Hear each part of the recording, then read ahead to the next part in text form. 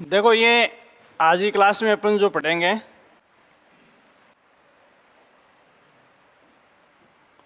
वो है राजस्थान के राजपूत राजवंश। ठीक है, इसमें हिस्ट्री को देखो, आप ऐसे देखोगे जैसे इन राजपूत राजवंशों से पहले अपन किसकी बात करते हैं? भारत के इतिहास में हर्षवर्धन की बात करते हैं। हर्षवर्धन की मृत्यु के बाद में इन क्षेत्रीय राज्यों का उदय हुआ, जो चार्ट आपके सामने है। इन क्षेत्रीय राज्यों ने किसको निमंत्रण दिया? देखो, तुर्कों को आक्रमण का अवसर दिया, उसके बाद मुगलों को अवसर मिला, और मुगलों के बाद किसको अवसर मिला? अंग्रेज़ों को। यही तो वो चैप्टर हैं आपकी हिस्ट्री में। तो राजस्थान के क्षेत्रीय राजपूत राजवंशों की हिस्ट्री जो अपन हर्षवर्धन के बाद में शुरू करते हैं, पहले आप पूरा इस चार्ट में आराम से विचरण कर लो। मुख्यतः जिन राजपूत राजवंशों की बात करते हैं उनमें अपन प्रतिहार, परमार, चावड़ा, राठौड़, चौहान, गुहिल, कछवा, यदुवंशी और झाला, ये राजस्थान में राज करने वाले प्रमुख राजपूत राजवंश हैं। ठीक है, अब पहली बात तो इन्होंने राज्य कहाँ कहाँ से किया। तो देखो, प्रतिहारों की आरंभिक राजधानी आप कहाँ पढ़ते हो? मंडोर पढ़ते हो। फिर मंडोर शाखा के बाद में अपन जालोर और राजौगढ़ ब्रांच के बारे में पढ़ते हैं। तो पहले ये चार्ट देखने से प्रतिहारों का सीन समझ में आ गया होगा कि प्रतिहारों को अपने को कहाँ तक पढ़ना है। प्रतिहारों को 3 जगह, मंडोर, जालोर और राजौगढ़। फिर परमारों की अपन बात करते हैं तो परमारों की आरंभिक राजधानी आबू थी। आबू के बाद में ये जालोर, किराड़ू और मालवा शाखाओं की स्थापना हुई। फिर मालवा शाखा की ही उपशाखा क्या है? बागड़ है। तो देखो, जब भी आप परमारों की बात करोगे तो ये चार्ट आपके सामने होना चाहिए। फिर आप किसकी बात करोगे? चावड़ा राजपूतों ने राज कहाँ से किया है? भीनमाल से किया है। सिर्फ भीनमाल के बारे में पढ़ना है। चावड़ाओं का संबंध किस राजधानी से है? फिर राठौड़ों की अपन बात करते हैं तो राठौड़ों की बात अपन करते हैं। राठौड़ों का आरंभ अपन किस से मानते हैं? मारवाड़ से। फिर मारवाड़ के बाद में राठौड़ों की शाखाएं बीकानेर, कुशलगढ़ और किशनगढ़, इन 3 उपशाखाओं के बारे में आपको पढ़ना है। फिर चौहानों की बात करते हैं तो सबसे पहले अपन इनकी बात कहाँ से करेंगे? सांबर से। सांबर के बाद में अजमेर, नारडोल, रणथंभौर। फिर नारडोल की जो उपशाखाएं हैं उनमें जालोर, सिवाना, बूंदी, और उसके बाद में सिरोही और कोटा। ठीक है, तो देखो, ये कोटा के जो हाड़ा हैं ये वास्तव में किसकी उपशाखा है? चौहानों की उपशाखा है ये। फिर देखो, इसके बाद में अपन किसकी बात करते हैं? मेवाड़ की। तो मेवाड़ में अपन गुहिलों की बात करते हैं। तो मेवाड़ के इतिहास में आप 2 शाखाएं पढ़ते हो। मेवाड़ के शासकों को अपन 2 भागों में बांटते हैं। कब से कब तक? चित्तौड़ का पहला शाखा तो 1301 से पहले कौन थे? रावल, और उसके बाद राणा। रावल और राणा। तो जो रानी पद्मिनी का जौहर है उससे पहले मेवाड़ की जो हिस्ट्री है वो रावल राजपूतों के नाम है, और उसके बाद की हिस्ट्री जो है वो किसके हैं? राणाओं के नाम है। तो यहाँ अपन इन गुहिल मेवाड़ में शाहपुरा, प्रतापगढ़, डूंगरपुर, बांसवाड़ा। ठीक है, फिर आगे कछवा, जयपुर और आसपास के राज्यों में तो पहली राजधानी इनकी क्या थी? आमेर, और उसके बाद में ये अलवर है। क्या है? अलवर है।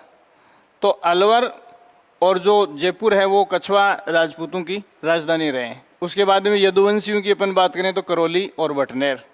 इसके बाद में तनोट और जैसलमेर, और झालाओं की बात करें तो झालावाड़।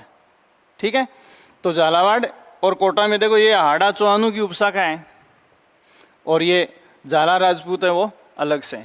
तो ये राजस्थान की हिस्ट्री का पूरा सीन आपके सामने, या यूँ कह सकते हैं कि राजपूत राजवंशों की राजधानियों का जो वंशवार विवरण है वो आपके सामने पड़ा है, इसके अलावा आपको कुछ भी देखने की जरूरत नहीं है। तो जब भी आप इसको देखो तो इसका चार्ट बना लेना, स्क्रीनशॉट लेके आराम से, वीडियो में आपको मिल जाएगा। क्लियर हो गई बात? तो ये चीज़ आपके सबसे पहले हिस्ट्री पढ़ने से पहले कौन से राजवंश ने कहाँ राज्य किया है, ये पूरा चार्ट मैंने आपको पूरी हिस्ट्री का एक साथ प्रोजेक्ट कर दिया है। अब आपके सिलेबस में क्या आता है, जैसे मध्यकालीन राजस्थान का इतिहास, इसका मतलब भी राजपूत राजवंश ही है। राजपूत और मुगल संबंध लिख दिया किसी में ये लिख दिया 7वीं से 12वीं सदी तक का राजस्थान का इतिहास। तो कुल मिलाकर बात वही है जो इस चार्ट में दिख रही है। राजस्थान की हिस्ट्री में इससे पहले की हिस्ट्री, जैसे मैंने आपको बताया कि हर्षवर्धन से पहले भारत एक एकीकृत राजनीतिक इकाई था, इसलिए यहाँ ऐसे छोटे छोटे राजपूत राजवंश या रजवाड़े नहीं थे, इसलिए राजस्थान की हिस्ट्री में पढ़ने को आपको कुछ मिलेगा भी नहीं। इनमें भी जैसे अपन आरंभिक हिस्ट्री जो पढ़ना शुरू करते हैं, तो चाहे आप इनमें से किसी भी राजवंश की हिस्ट्री शुरू करोगे तो शुरू की हिस्ट्री जो है वो धुंधली है। जैसे आप यहाँ गोहिलों की बात करोगे तो जितने प्रकार के राइटर हैं उतनी प्रकार की बातें लिखते हैं। तो जो गोहिल, गोदत्त, पता नहीं संस्थापक के नाम भी कैसे कैसे मिलेंगे, तो वहाँ से आपसे कुछ भी नहीं पूछा जाएगा। सारे राजपूत राजवंशों का जो आरंभिक इतिहास है वो थोड़ा थोड़ा आपको धुंधला मिलेगा। ठीक है, अब इस इतिहास में अपन शुरू करें तो सबसे पहला सवाल अपने सामने आता है, हु वर राजपूत।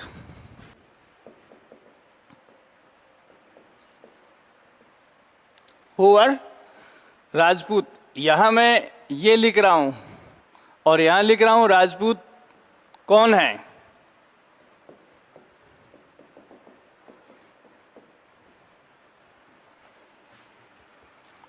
आज की डेट में राजपूत और इतिहास में जो राजपूत हैं वो दोनों अलग अलग हैं। आज हम राजपूत को एक जाति के रूप में पढ़ते हैं। देखो, दो शब्द होते हैं, एक होता है जाति के लिए अपन दो शब्द यूज करते हैं, एक तो कास्ट शब्द यूज करते हैं, ठीक है, और एक अपन इसके लिए स्पीसीज, इसको भी अपन हिंदी में क्या कहते हैं, जाति, और इसको भी अपन क्या कहते हैं हिंदी में, जाति कहते हैं। स्पीसीज को भी हम क्या कहते हैं, जाति, और कास्ट को भी हम क्या कहते हैं, जाति कहते हैं। तो पहले तो अपने दिमाग का ये भ्रम दूर होना चाहिए कि आज हम जिस राजपूत की बात कर रहे हैं ये एक कास्ट है। अभी राजपूत क्या है, जैसे राजपूत, जाट, ये क्या है, एक कास्ट है, ठीक है।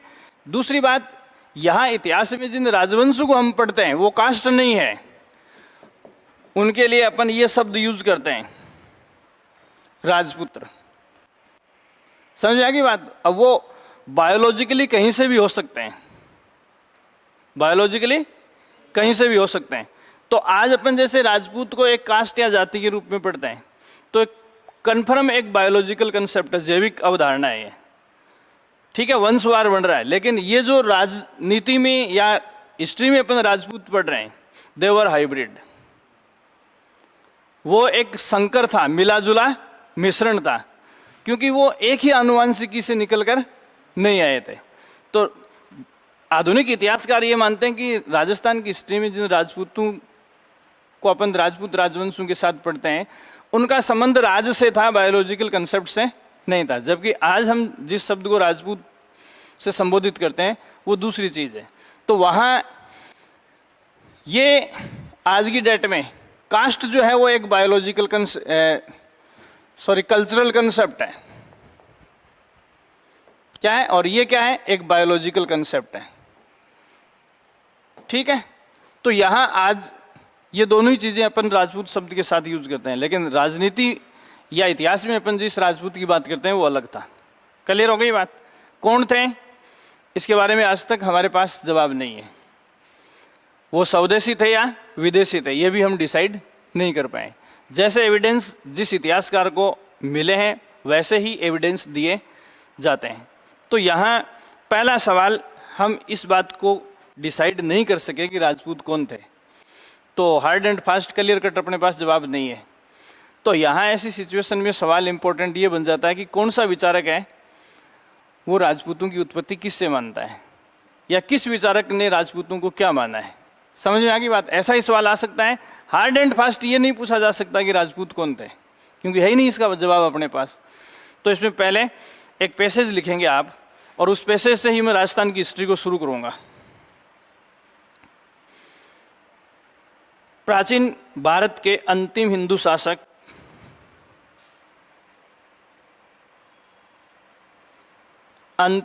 शासक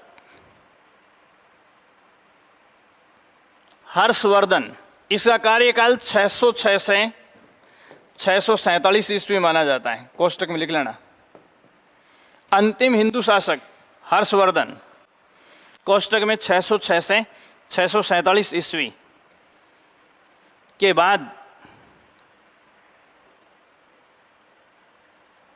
बाद नष्ट हुई भारत की एकता के परिणाम स्वरूप, नष्ट हुई भारत की एकता के परिणाम स्वरूप, नष्ट हुई भारत की एकता के परिणाम स्वरूप, नष्ट हुई भारत की एकता के परिणाम स्वरूप जो संघर्ष हुआ, उसका परिणाम ये निकला। ये 7वीं शताब्दी आदि गुजर गई थी 647 तक।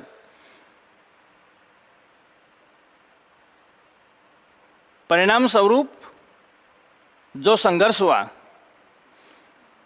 क्या सेंटेंस को रिपीट करना? उसका परिणाम यह निकला कि 7वीं शताब्दी के मध्य से लेकर 7वीं शताब्दी के मध्य से लेकर 12वीं शताब्दी तक,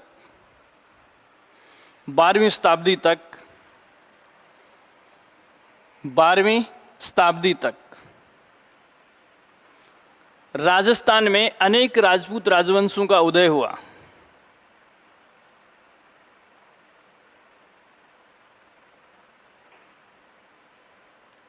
अनेक राजपूत राजवंशों का उदय हुआ।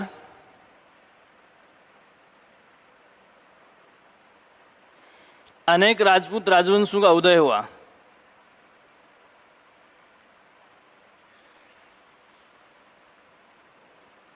इस युग को राजस्थान के इतिहास में राजपूत युग के नाम से जाना जाता है।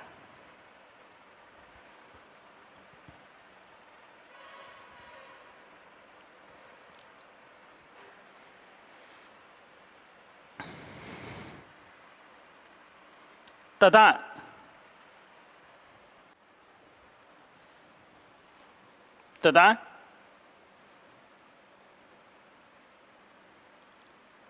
राजपूत इतिहास को ही भारत का पूर्व मध्यकालीन इतिहास कहा जाता है। राजपूतों के इतिहास को ही भारत का पूर्व मध्यकालीन इतिहास कहा जाता है। पूर्व मध्यकालीन इतिहास कहा जाता है। मतलब हिस्ट्री को अपन 3 भागों में बांटकर पढ़ते हैं, प्राचीन, मध्य और आधुनिक। तो मध्यकालीन इतिहास शुरू होने से पहले, मध्यकालीन इतिहास में बेसिकली अपन मुगल और अंग्रेजों को पढ़ते हैं, ठीक है। और उससे जस्ट पहले का जो इतिहास है वो किसके नाम है? राजपूतों के नाम है, ठीक है।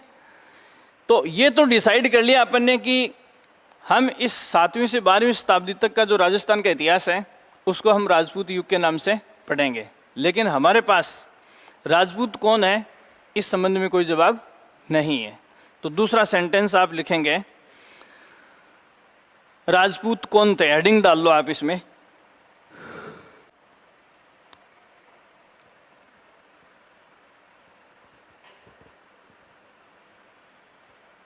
ठीक है।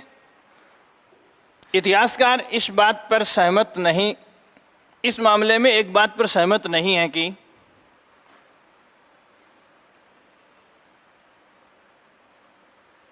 इस मामले में एक बात पर सहमत नहीं है कि राजपूत कौन थे।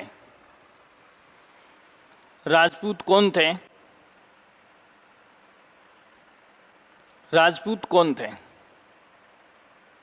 ये एक विवादास्पद विषय हो गया, इश्यू हो गया। दूसरी बात देखो, राजपूत शब्द जो है, मैंने आपको पहले ही बताया था कि किसी भी शब्द का अर्थ जो हम लेते हैं वो ये देखते हैं कि कौन से संदर्भों में उसको रखा गया है। और भारत के इतिहास के लिए या भारत की राजनीति के लिए 7वीं शताब्दी में भी राजपूत शब्द कोई नया नहीं था।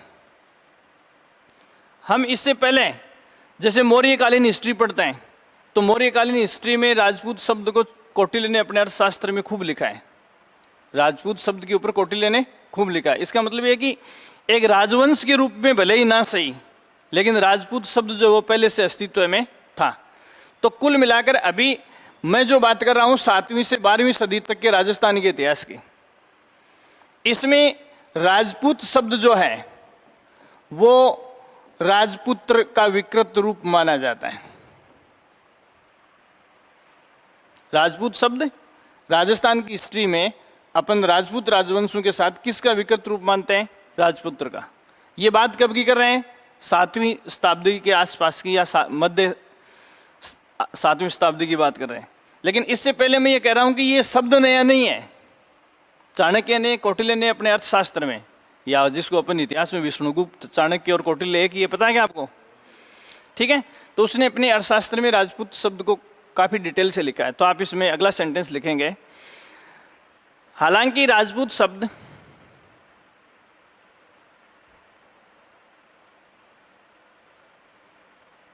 इस दौर में भारत के लिए नया नहीं था। भारत के लिए नया नहीं था क्योंकि इससे पहले भी अर्थशास्त्र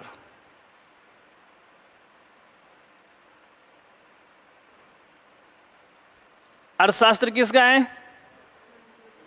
कौटिल्य का अर्थशास्त्र। ठीक है, कोमा बाण भट्ट के नाटक हर्षचरित के लेखक कौन है?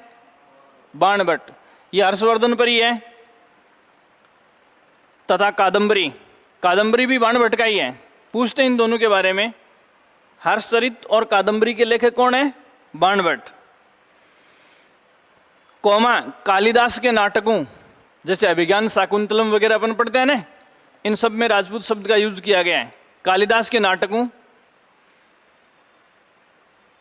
तथा चीनी यात्री हैनसांग के यात्रा वृत्तांत में,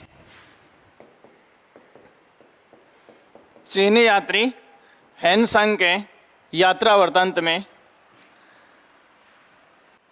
राजपूत शब्द का उल्लेख मिलता है। राजपूत शब्द का उल्लेख मिलता है। राजपूत शब्द का उल्लेख मिलता है। देखो, अब थोड़ा सा आप इसको शब्द को थोड़ा अलग करेंगे। अभी ये सारी रचनाएं राजपूत राजवंशों के उदय से पहले की हैं। ठीक है, तो इन किताबों में लिखे गए राजपूत शब्द में और 7वीं से 12वीं सदी तक का जो राजस्थान का राजपूत इतिहास है उसमें रखे गए राजपूत शब्द में अंतर क्या है?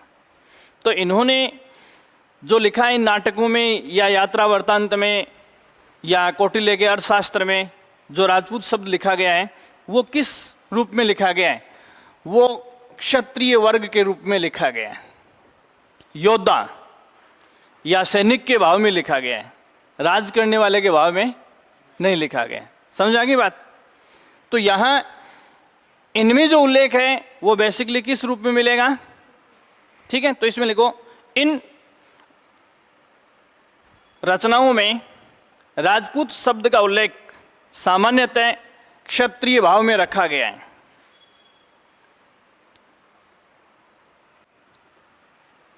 उल्लेख सामान्यतः क्षत्रिय भाव में किया गया है।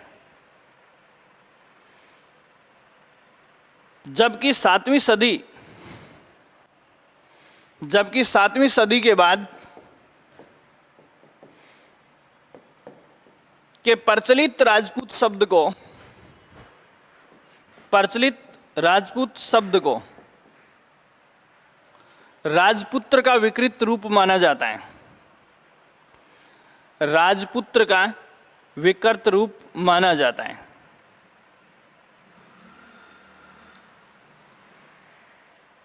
राजपुत्र संस्कृत भाषा का शब्द ही है, ये ध्यान रखना। राजपुत्र किस भाषा का शब्द है? संस्कृत भाषा का। तो जो राजा राज करने वालों के पुत्र थे उनके लिए राजपूत शब्द यूज किया गया है या राजपुत्र शब्द यूज किया गया है। तो देखो, राज करने वालों के संबंध में राजपूत शब्द 7वीं शताब्दी के बाद में ही अपने यहाँ प्रचलित हुआ है। उससे पहले राजपूत शब्द एक योद्धा या एक सैनिक वर्ग के रूप में विख्यात था। तो राजपूत शब्द नया नहीं था, लेकिन 650 ईस्वी के बाद में या हर्षवर्धन की मृत्यु के बाद में ये राजपूत शब्द है, उसका मीनिंग क्या हो गया? बदल गया। समझ गए ना आप? तो ये राज करने वालों के संदर्भ में, इससे पहले क्या था? रक्षा करने वालों के संदर्भ में इस शब्द को यूज किया जाता था। अब अपन कौन थे, इसका जवाब ढूंढना है। तो पहला सवाल है, राजपूत स्वयं को क्या मानते हैं? पहली हेडिंग।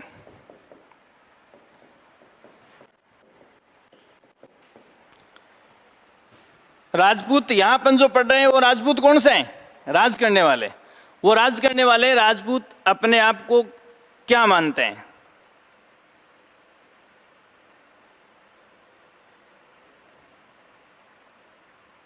ठीक है, यहां देखो छोटी सी बात है, ये अपने आप को समझना, इसको वैदिक आर्यों की संतान मानते हैं। समझना इस बात को, वैदिक आर्यों की संतान मानते हैं। कौन? राजपूत। अब इस इतिहास की गुत्थी को बहुत ही संक्षिप्त में हम सुलझाना चाहें। वैदिक आर्यों को हम 2 भागों में बांटकर अध्ययन करते हैं, एक चंद्रवंशी और दूसरा सूर्यवंशी। चंद्रवंशी कौन होते हैं? चंद्रवंशी किनको कहते हैं अपन? हैं? राम के वंशज लव कुश, वो क्या है? चंद्रवंशी।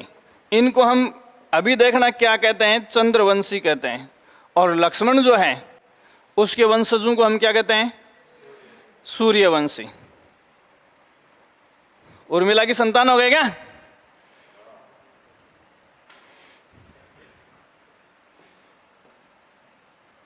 समझ में आ गई बात?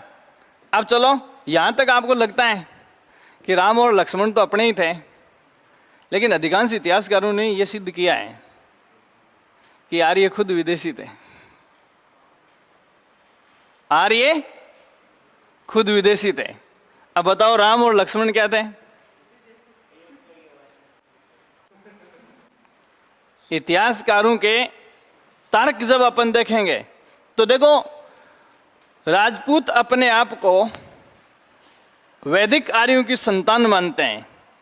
इस मामले में जो एविडेंस इतिहासकारों ने प्रस्तुत किए हैं, तो कुछ इतिहासकार ये मानते हैं कि आर्य भारतीय थे, तो उनके अनुसार तो राजपूत क्या हो गए? भारतीय हो गए। और कुछ इतिहासकार ये कहते हैं कि आर्य खुद विदेशी थे, तो उनके अनुसार राजपूत क्या हो गए? विदेशी हो गए। तो पहली बात तो राजपूत अपने आप को, ये राजपूत शासक अपने आप को मानते हैं वैदिक आर्यों की संतान, लेकिन वो भी इस बात को डिसाइड नहीं कर पाए कि हम भारतीय हैं या विदेशी। लेकिन कुल मिलाकर अब देखो, ये बात है, राजपूत अपने आप को वैदिक आर्यों की संतान मानते हैं। अब उसमें भी बहुत सारे राजपूत राजवंश, मैंने परमार, चालुक्य हैं, प्रतिहार, चौहान, चावड़ा, झाला, ये सब बताए ना। तो ये भी सारे एक मत नहीं है।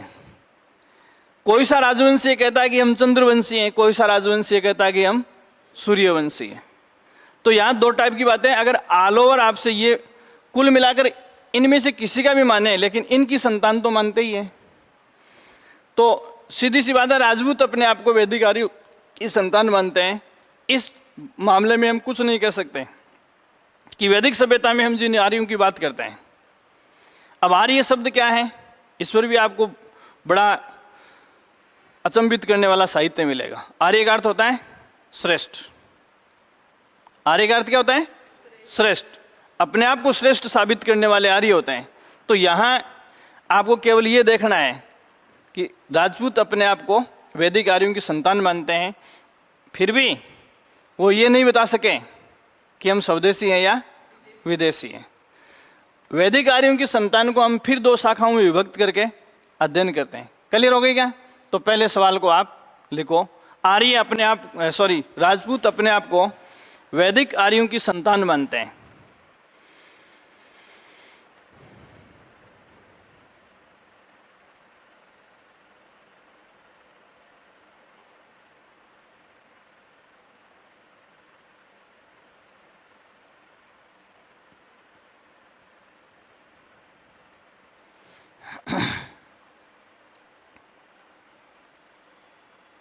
वैदिक आर्यों की संतान मानते हैं, अर्थात वे अपने आप को सूर्य एवं चंद्रवंशी बताते हैं।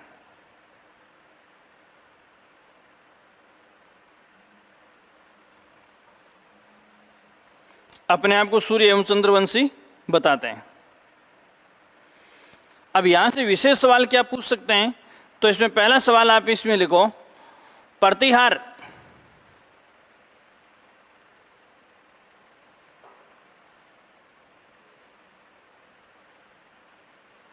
अपने आप को सूर्यवंशी होने का दावा करते हैं।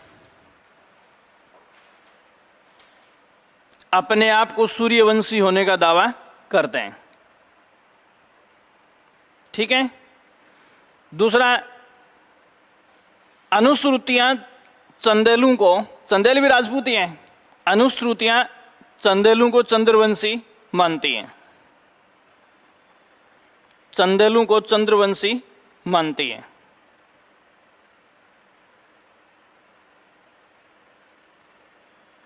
नेक्स्ट, हमीर महाकाव्य, ये सीधे सवाल हैं जो एग्जाम में आते हैं। हमीर महाकाव्य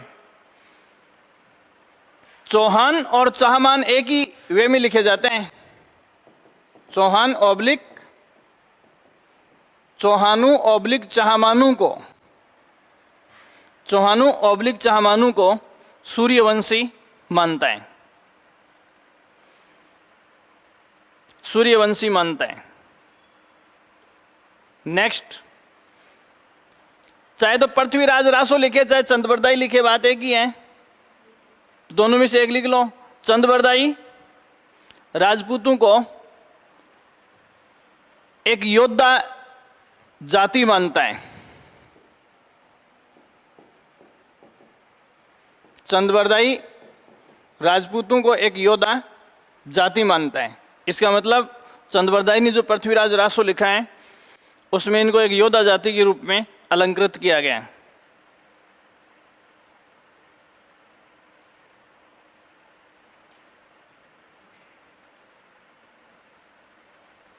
ठीक है। एक इतिहासकार है जगदीश सिंह गहलोत। यह सवाल थोड़ा अलग टाइप का है। ये क्या कहता है? जगदीश सिंह गहलोत, काफी बार इसके कमेंट पूछे गए हैं परीक्षाओं में। जगदीश सिंह गहलोत का कहना है कि ये लोग भारत पर जब मुसलमानों का या तुर्कों का आक्रमण हुआ, पहले दिल्ली सल्तनत की स्थापना हुई थी, आपको पता होगा, गुलाम वंश की स्थापना, मुसलमानों के नाम पहला राजवंश था। आपको पता है कि मोहम्मद गौरी अपने गुलाम को यहाँ छोड़ के गया था, है? और उसके बाद कुछ दिनों तक गुलाम राजवंश ने अपने ऊपर राज किया और 1206 ईस्वी में फिर उसको गुलामी से मुक्त कर दिया गया था। उसके बाद किसकी स्थापना हुई थी? दिल्ली सल्तनत की, वास्तविक अर्थों में कुतुबुद्दीन ऐबक के द्वारा। तो यहाँ उन तुर्कों के आक्रमण से पहले या मोहम्मदन आक्रमण से पहले,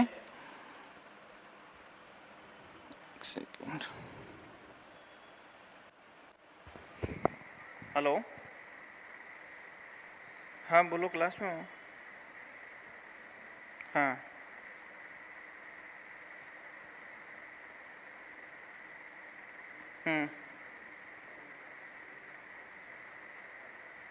ठीक,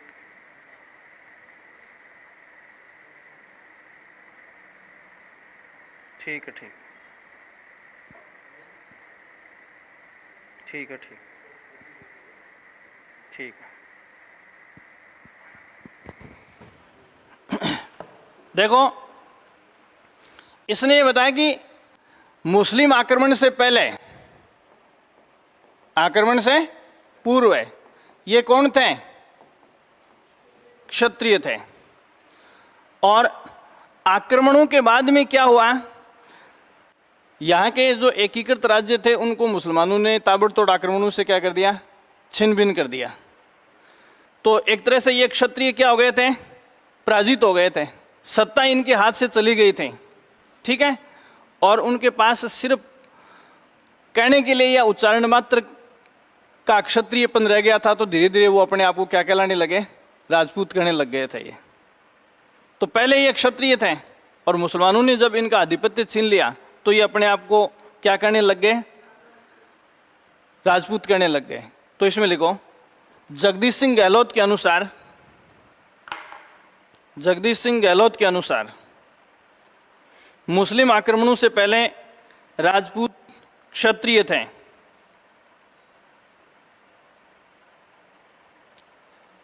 राजपूत क्षत्रिय थे, राजपूत क्षत्रिय थे तथा मुसलमानों द्वारा पराजित किए जाने के बाद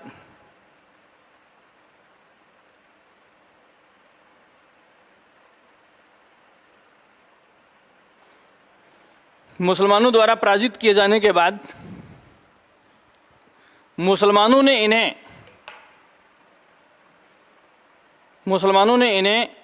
जातीय शुद्धता के कारण, मुसलमानों ने इन्हें जातीय शुद्धता के कारण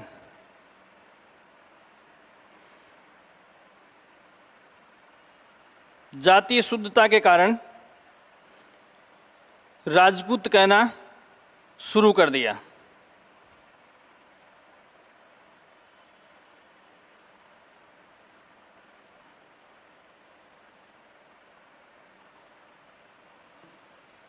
राजपूत कहना शुरू कर दिया। तो देखो, एक तरह से ये जो शब्द दिया गया है, दो बातें हैं। देखो, जगदीश सिंह गहलोत दो बातें या दो टाइप के सवाल इसमें मानता है। पहला सवाल ये मानता है कि राजपूत मुस्लिम आक्रमण से पहले क्या थे?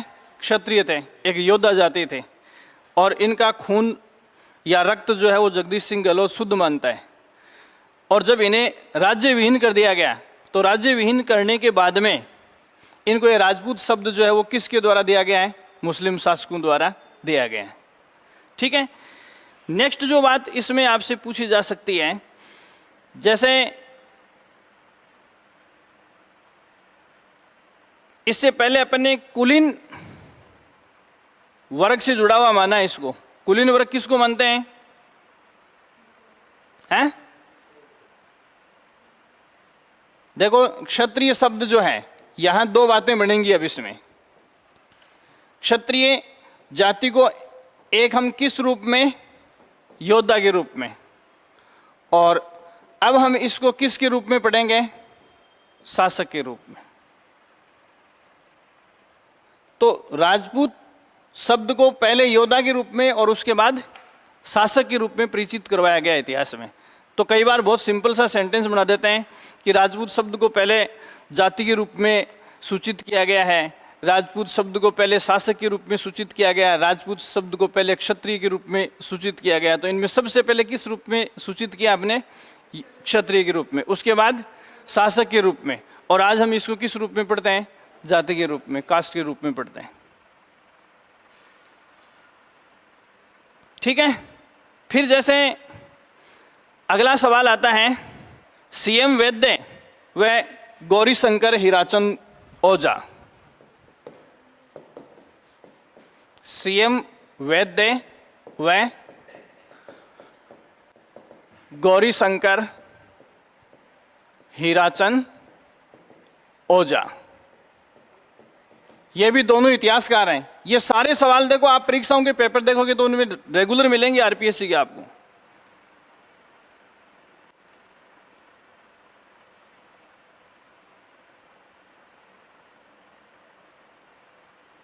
ठीक है। ये देखो क्या फैसला करते हैं। ये कहते हैं राजपूत जो हैं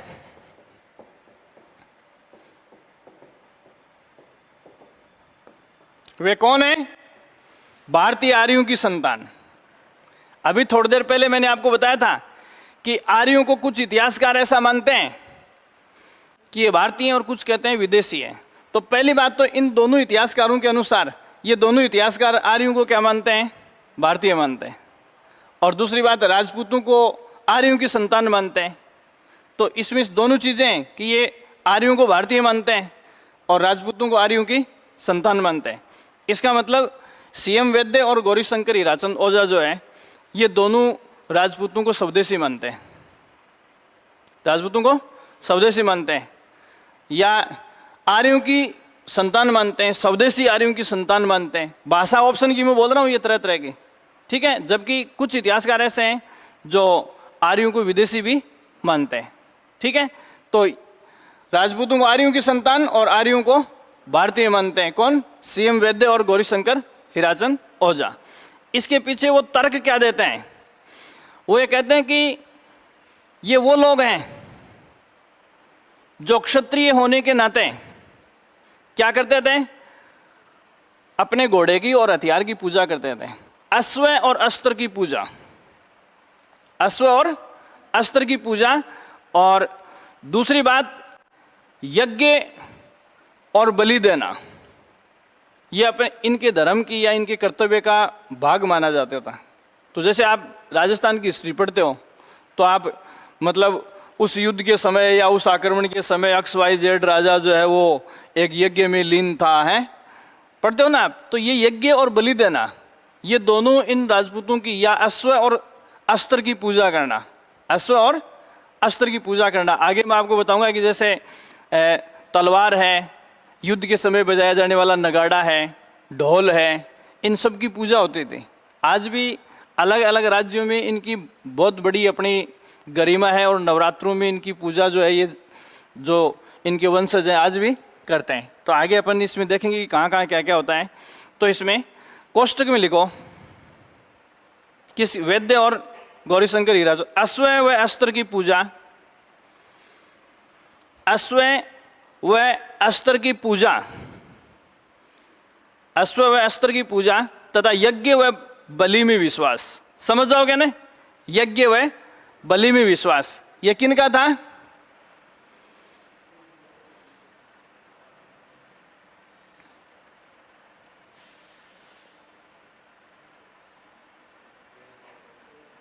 ठीक है। इसके अलावा एक सवाल लिखेंगे आप,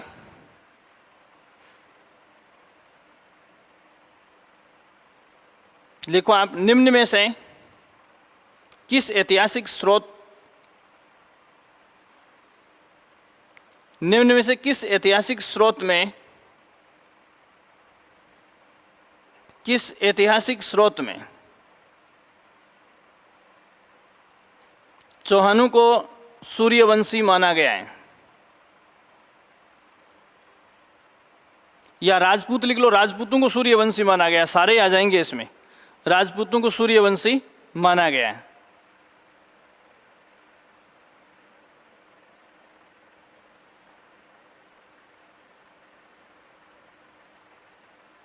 पहला ऑप्शन चित्तौड़ का शिलालेख 1274 ईस्वी। ये आरएस या बड़ी परीक्षाओं के लायक है। चित्तौड़ का शिलालेख कोष्टक में 1274 ईस्वी। दूसरा ऑप्शन आप इसमें लिखेंगे 1274 ईस्वी। दूसरा अंकलेश्वर शिलालेख 1285,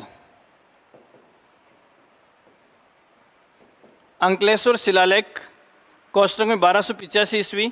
तीसरा तेजपाल मंदिर 1230 ईस्वी, तेजपाल मंदिर 1230 ईस्वी।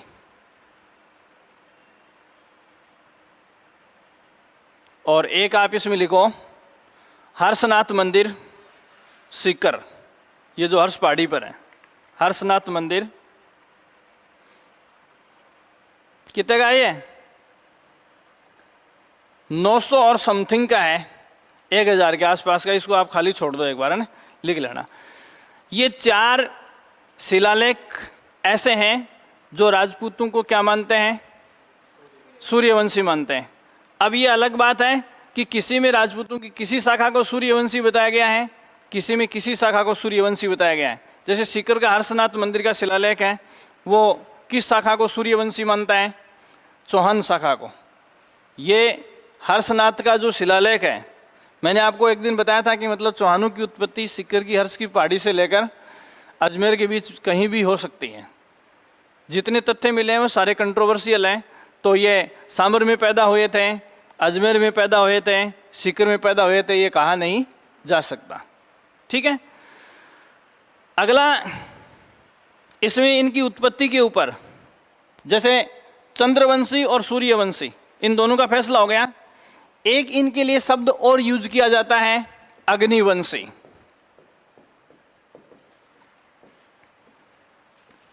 राजपूत न चंद्रवंशी है और न अग्निवंशी है, सॉरी, न चंद्रवंशी है न सूर्यवंशी है। क्या है ये? अग्निवंशी है। इसका मतलब ये क्या है? इसका मतलब है कि इनकी उत्पत्ति जो है वो किससे हुई है? अग्नि से। किससे हुई है? अग्नि से। या इसको हम ऐसे भी लिखा हुआ हो सकता है कि इनकी उत्पत्ति अग्निकुंड से हुई है। ये एक कल्पना है। देखो, मैंने आपको राजपूत हिस्ट्री के बारे में बताया था कि जिन चारणों ने, ज़्यादातर ये इतिहास जो है वो चारणों द्वारा लिखा गया है, और चारणों ने अपने शासकों की, जिनके यहाँ पड़े रहते थे, खाते पीते थे, उनकी प्रशंसा में कसीदे कसे हैं। तो बहुत सारी रचनाएं ऐसी हैं जिनको आप ठीक से पढ़ोगे तो आपको खुद को पता चल जाएगा कि यार 10 लाइन ऊपर क्या लिख रहा है और 10 लाइन नीचे क्या लिख रहा है। ये अग्निकुंड की कल्पना जो है वो पृथ्वीराज रासो में चंदबरदाई द्वारा की गई है। चंदबरदाई ने राजपूतों का अग्निवंशीय होने की जो कल्पना है वो अपने ग्रंथ पृथ्वीराज रासो में की है, और उसमें ये कहा गया है कि जो सिरोही का आबू पर्वत है, सिरोही का आबू पर्वत है। अब देखो ये कहाँ चला गया? ये तो अजमेर से भी आगे चला गया। कल्पना देखो इसकी, चौहानों की अब देखो इसकी सत्यता पर डाउट यहीं से हो रहा है कि हम चौहानों का साम्राज्य और उनकी उत्पत्ति सीकर से अजमेर के बीच में मानते हैं। सामर बीच में पड़ जाता है, और ये कहाँ चला गया? सिरोही चला गया। वो कह रहा है कि आबू पर्वत के ऊपर विश्वामित्र, ऋषि गौतम और ऋषि अगस्त्य, ये तीनों किसी एक हवन को अंजाम दे रहे थे, यज्ञ कर रहे थे। और यज्ञ के उस अग्निकुंड में कुछ दैत्यों ने इनको डिस्टर्ब करने के हिसाब से, जैसे मलमूत्र फेंकना, हड्डियां फेंकना, मीट फेंकना, ऐसी कल्पना चंदबरदाई की किस में है? पृथ्वीराज रासो में। ये मैं आपको बता चुका हूँ कि खाली कल्पना है। अगर आज के इतिहास के एविडेंस हम देखें तो उनसे बिल्कुल भी मैच नहीं करता है।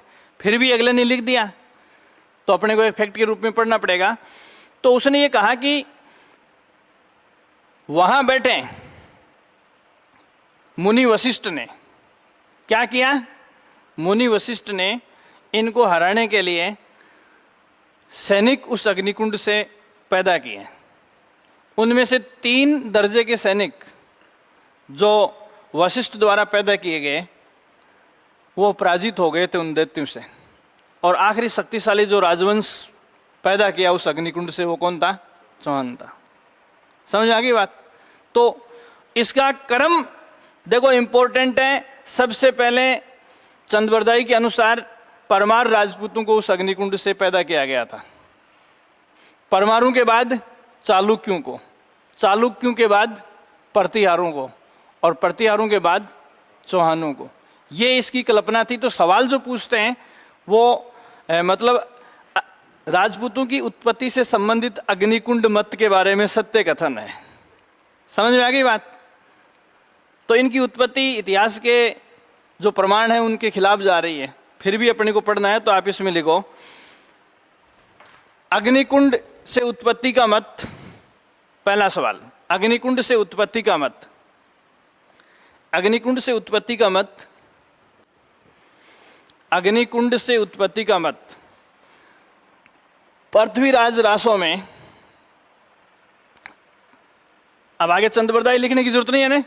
अग्निकुंड से उत्पत्ति का मत पृथ्वीराज रासों में चंद्रवरदायी द्वारा प्रस्तुत किया गया है। चंद्रवरदायी द्वारा प्रस्तुत किया गया है।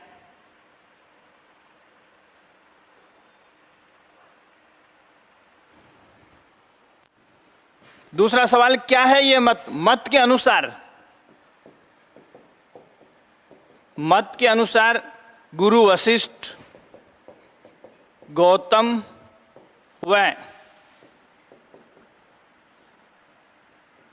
अगस्त्य, ये तीनों ऋषि थे। गुरु वशिष्ठ, गौतम व अगस्त्य द्वारा अनुष्ठापित यज्ञ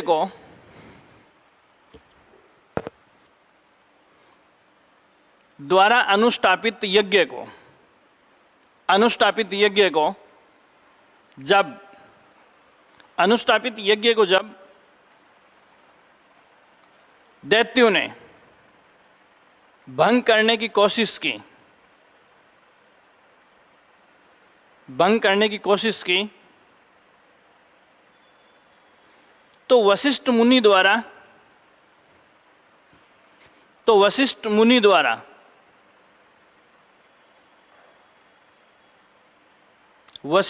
द्वारा एक के बाद एक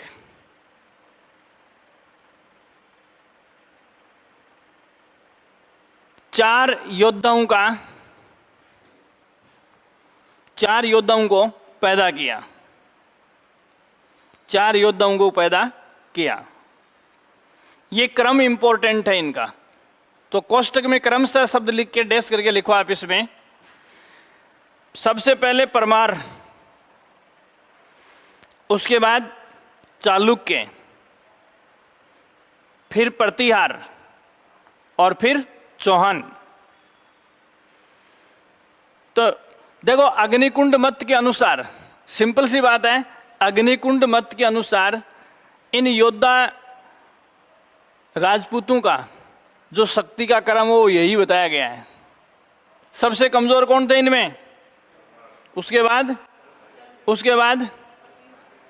बाद तो सबसे ताकतवर या हथियारों से लेस जो योद्धा प्रजाति है इनमें से, वो किसको संबोधित करता है ये मत? चौहानों को। और जैसे आशापुरी शब्द जुड़ा हुआ होता है इसमें, एक ध्यान देने वाली बात यह है, आशापुरी किस राजपूत राजवंश की इष्ट देवी है? चौहानों की। तो आशापुरी, देखो इष्ट देव क्या है? इष्ट देव वही है, कोई भी आदमी कोई काम करने जा रहा है और उसे किसी देवता से आशीर्वाद लेना होता है तो उसका इष्ट देव हो जाता है। तो इन्होंने जिस देवी से या राजदेवी से आशीर्वाद लेकर उन दैत्यों का अंत किया। मैं नहीं कह रहा हूं, ये चंद्रवरदायी कह रहा है, मैं तो मानता ही नहीं इसको। नहीं, आपको भी नहीं मानना है, ये चंद्रवरदायी मान रहा है तो चंद्रवरदायी ऐसा मानता है। आ ही नहीं सकता, आएगा तो डिलीट हो जाएगा। देखो आप, वो पहले वाली सी बात नहीं रही है, ठीक है, ये बात है इसमें। तो आशापुरी, तो इसके कोष्टक में लिखो, चौहानों ने आशापुरी के आशीर्वाद से दैत्यों का अंत किया।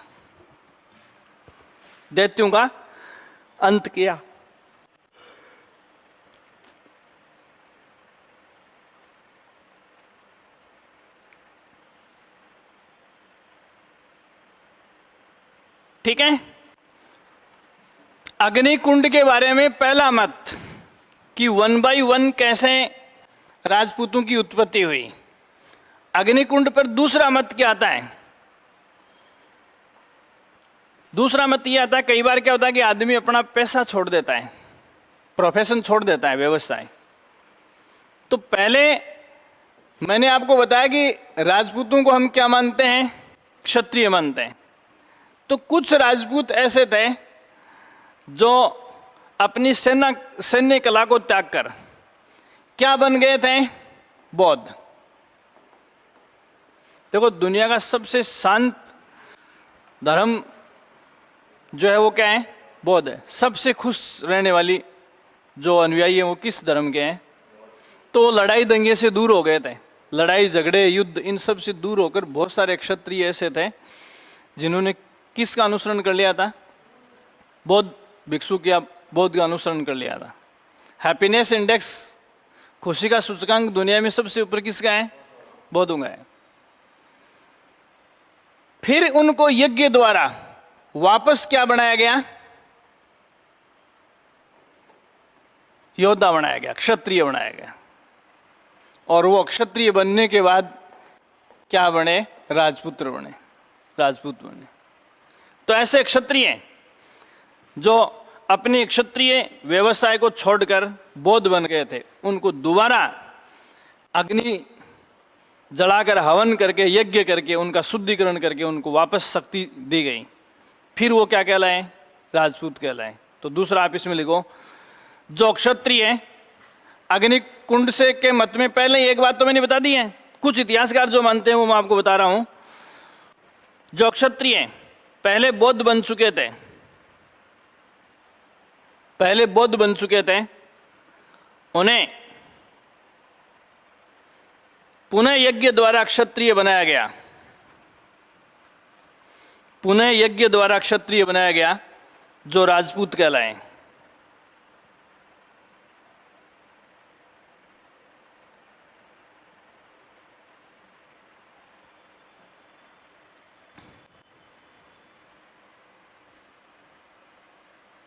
अब देखो, क्षत्रिय का मतलब रक्षक है, सैनिक वर्ग, वो किसी भी साइड से हो सकता है, ठीक है।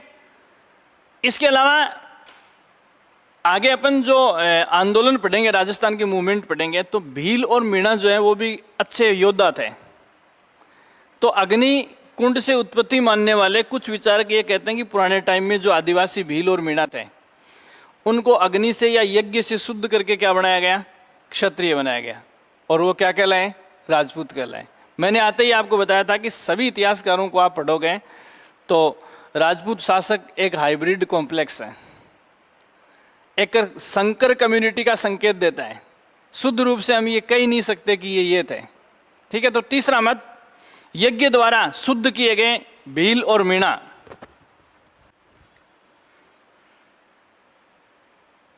यज्ञ द्वारा शुद्ध किए गए भील और मीणा, शुद्ध किए गए भील और मीणा, भील और मीणा क्षत्रिय बनकर राजपूत कहलाए।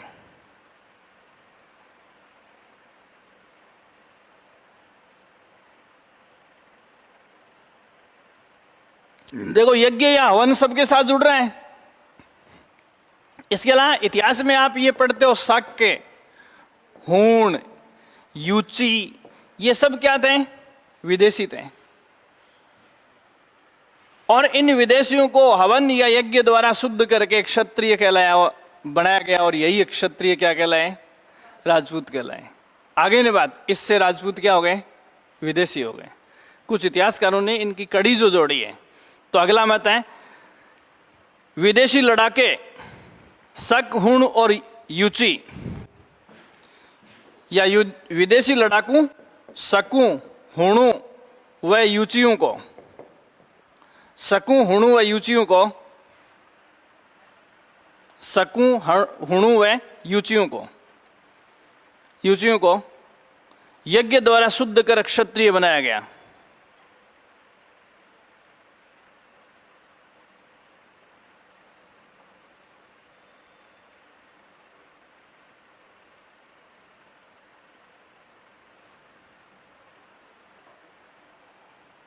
ठीक है। अगला बिंदु आप इसमें लिखेंगे,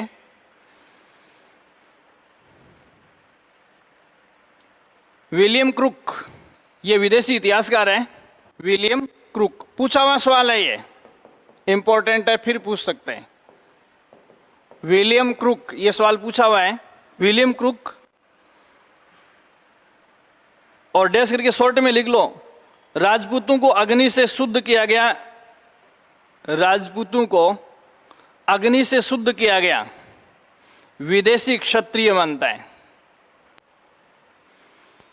अग्नि से शुद्ध किया गया विदेशी क्षत्रिय मानता है। मतलब ये बाहर से आए हुए लड़ाके थे, और इसका मतलब ऊपर वाली बात को स्वीकार कर रहा है कि ये शक, हुण और युचि वही थे, और इनको अग्नि से शुद्ध करके क्षत्रिय बनाकर उनको राज में शामिल कर लिया गया। ठीक है। एक इसमें जैसे आज के इतिहासकार आधुनिक मत क्या है, आधुनिक मत का मतलब है कि वर्तमान में अधिकांश इतिहासकार क्या मानते हैं इनको। तो आधुनिक इतिहासकारों में अधिकांश ऐसे हैं जो ये मानते हैं कि राजपूत जो है वो अग्निहोत्री ब्राह्मण थे। देखो, भीलों की बात कर ली, मीणाओं की बात कर ली, शकों की बात कर ली, यूचियों की बात कर ली, है हुणों की बात कर ली, अब किसकी बात कर रहे हैं?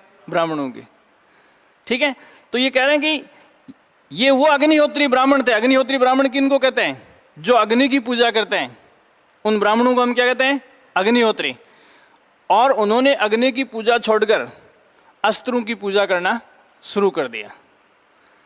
तो एक तरह से यहाँ ये राजपूत क्या, ये मत क्या कहता है? देखो, आधुनिक इतिहासकार, अधिकांश इतिहासकार क्या मानते हैं? ब्राह्मणों से इसकी उत्पत्ति मानते हैं। अब जो कुल मिलाकर मैं आपको बता दूं कि जैसा आदमी बात को लिखने की कोशिश करेगा, वो उस बात को अपने ही पक्ष में मॉडिफाई करेगा। वर्तमान में राजस्थान की हिस्ट्री के अधिकांश जो लेखक हैं, उनके अगर आप नाम देखोगे तो वो अपने पक्ष में क्रेडिट को ले जाना चाहेंगे, या मनुष्य अपने पक्ष में काम करने का या इतना स्वार्थी है कि वो परिणामों को अपनी तरफ झुकाने की कोशिश करता है। तो इन इतिहासकारों में जो ऐसा मानने वाले हैं, उनमें आपको बहुत सारे इतिहासकार ऐसे हैं जो ब्राह्मण लोभी से आपको मिलेंगे, या फिर जैसे जिन्होंने मीणाओं या भीलों के पक्ष में है तो आदिवासी समाज से बिलोंग करने वाले हैं। तो कुल मिलाकर मैंने आपको आते ही बताया था कि ये एक तरह से क्या है, हाइब्रिड कल्चर की हम बात कर रहे हैं।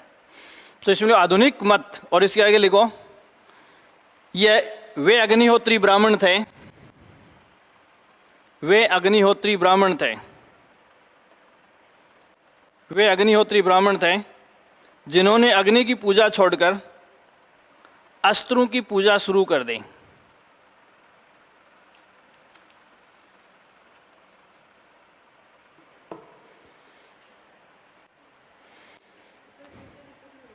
अग्नि की पूजा छोड़कर अस्त्रों की पूजा शुरू कर दी।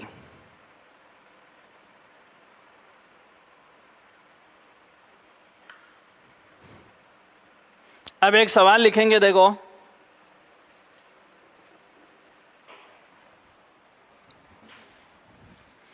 लिखो आप इसमें, राजपूतों की उत्पत्ति ब्राह्मणों से मानने वाला है, मानने वाला इतिहासकार है।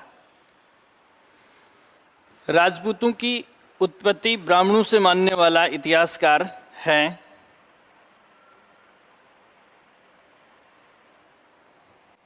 ब्राह्मणों से मानने वाला इतिहासकार है। एक एक लाइन में एक एक ऑप्शन ही लिखेंगे। पहला लिखो डॉक्टर भंडारकर। क्या लिखोगे? डॉक्टर भंडारकर। दूसरा ऑप्शन आप इसमें लिखोगे पिंगल सूत्र कृति।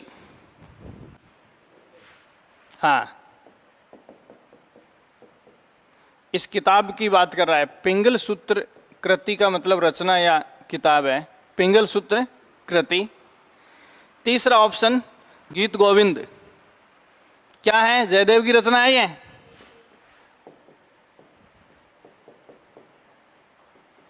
गीत गोविंद। और चौथा है ऑल। चौथा है सभी। तो देखो, ये तीन सबूत अपने पास ऐसे हैं इतिहास की किताबों में। डॉक्टर भंडारकर को अपन पढ़ेंगे, पिंगल सूत्र कृति को पढ़ेंगे और गीत गोविंद को पढ़ेंगे। इन तीनों में ही राजपूतों की उत्पत्ति किससे मानी गई है? अग्नि ब्राह्मणों से मानी गई है। अब वो अग्निहोत्री हो या कोई सा भी हो, किससे मानी गई है? ब्राह्मणों से मानी गई है। अब देखो, यहां ये भंडारकर ब्राह्मणों से उत्पत्ति मानता है, ये तो फैसला हो गया। और इसके कोष्टक में लिखोगे सबसे पहले विदेशी ब्राह्मणों से उत्पन्न माना।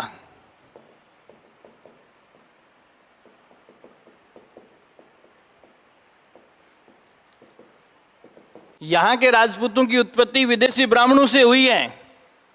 ये सबसे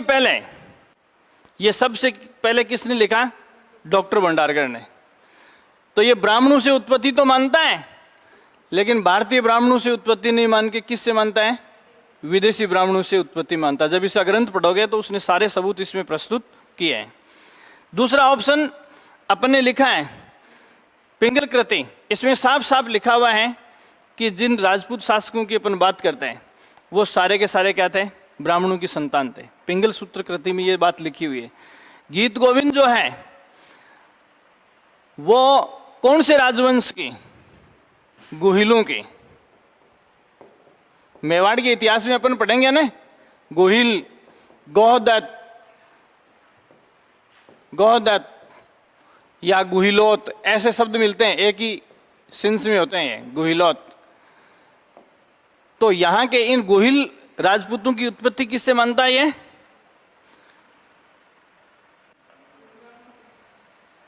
ठीक है।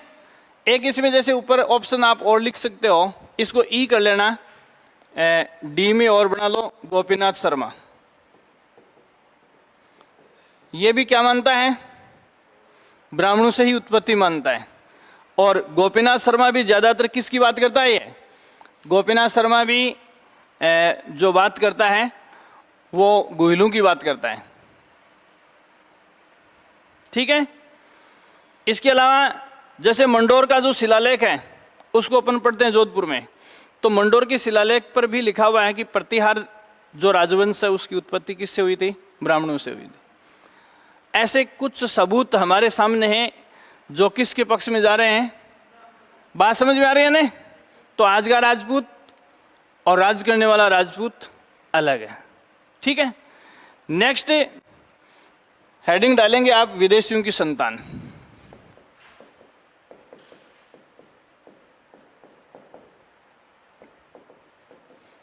विदेशियों की संतान। अब विदेशियों की संतान मानने वालों में हमने कुछ चीजें पढ़ी हैं। अभी किसकी बात कर रहे थे हम? डॉक्टर भंडारकर की बात कर रहे थे। डॉक्टर भंडारकर ने इनको केवल ब्राह्मण ही नहीं बताया, विदेशी ब्राह्मण। तो एक मत तो हमारे सामने आ गया। अब डॉक्टर भंडारकर इनको क्या मानता है? विदेशियों की संतान मानता है। और विदेशियों में भी आगे मैंने आपको बताया था कि विदेशी ब्राह्मण, विदेशी हूण, शक, यूची, तो विदेशियों में से भी किससे मानता है? ठीक है। तो जैसे इस सवाल को थोड़ा सा उल्टा भी दे सकते हैं कि निम्न में से डॉक्टर भंडारकर किन विदेशियों से राजपूतों की उत्पत्ति मानता है? तो उसमें ब्राह्मण दे दिया, शक दे दिया, कुषाण दे दिया, यूची दे दिया, तो इसमें उत्तर क्या आएगा? ब्राह्मण आएगा। सवाल समझ रहे हो ना आप? विदेशी और प्लस साथ में ब्राह्मण शब्द जोड़ता है। तो यहां मैं कह रहा हूं कि विदेशियों की संतान कौन मानता है? भंडारकर। और विदेशियों में से भी किसकी संतान मानता है? ब्राह्मणों से इनकी उत्पत्ति मानता है। तो ये एक बात तो अपन डिस्कस कर चुके हैं। दूसरी बात यदि आपसे पूछी जाए तो देखो इसमें एक कंफ्यूजिंग बात ये और भी कहता है। देखो जब आप इसको भंडारकर को पढ़ोगे, ये एक जगह गुर्जर भी लिखता है, ये बात ध्यान में रखना। तो कई बार आपको ऑप्शन नहीं मिले, विदेशी गुर्जरों और ब्राह्मणों से दोनों बातें जोड़ देता है ये, विदेशी गुर्जरों और ब्राह्मणों से। तो जैसे गुर्जरों से जुड़ी हुई शाखा अपन कौन सी पढ़ते हैं? प्रतिहार, गुर्जर प्रतिहार, समझ गए आप? तो ये बात कहता है कि गुर्जर भी विदेशी थे। जो प्रतिहार खानदान हम पढ़ते हैं उसके संबंध में पढ़ता है, ये लिखता है कि गुर्जर प्रतिहार जो पढ़ते हैं तो वो प्रतिहार जो है वो किससे उत्पन्न हुए थे? विदेशी गुर्जरों से। तो प्रतिहारों की विशेष बात की जाए तो डॉक्टर भंडारकर विदेशी गुर्जरों से इनकी उत्पत्ति मानता है। और ऑल ओवर राजपूतों की औसत या अधिकांश राजपूतों की उत्पत्ति मानी जाए तो ये किससे मानता है? विदेशी ब्राह्मणों से। ठीक है। लेकिन पर्टिकुलर जब अपन गुर्जर प्रतिहार शाखा की बात करते हैं तो गुर्जर प्रतिहार शाखा के संबंध में ये इनकी उत्पत्ति विदेशी गुर्जरों से मानता है। एक इसके अलावा एवी स्मिथ, इतिहासकार,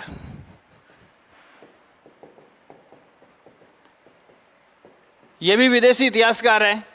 एवी स्मिथ अपनी किताब में क्या लिखता है? एवी स्मिथ राजपूतों को हुणों की संतान मानता है, और हुण क्या थे? विदेशी। राजपूतों को विदेशी मानता है, और किन से उत्पन्न मानता है? हुणों से उत्पन्न मानता है, हुणों से उत्पन्न मानता है।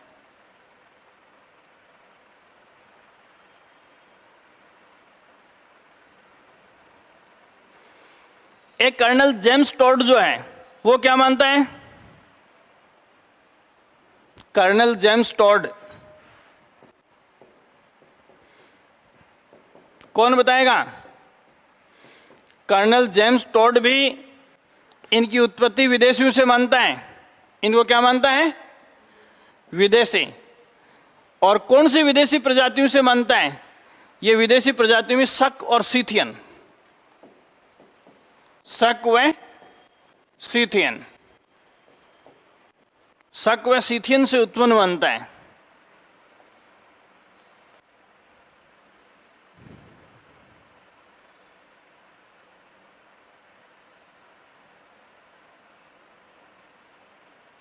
फिर ये देखो ये क्या कहता है?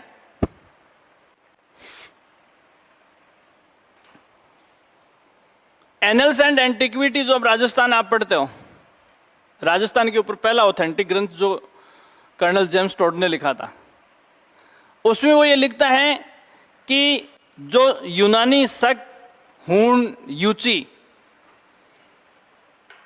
इनके रहन सहन के जो तौर तरीके थे वो तौर तरीके मध्य एशिया के राजपूतों से मैच करते हैं, मध्य एशिया के राजपूतों से मैच करते हैं। इसलिए इनके रीति रिवाजों में समानता को देखते हुए, रीति रिवाजों में समानता को देखते हुए एक हद तक कहीं कहीं कर्नल जेम्स टॉड इनकी उत्पत्ति अग्निकुंड से भी मानने को तैयार हो गया।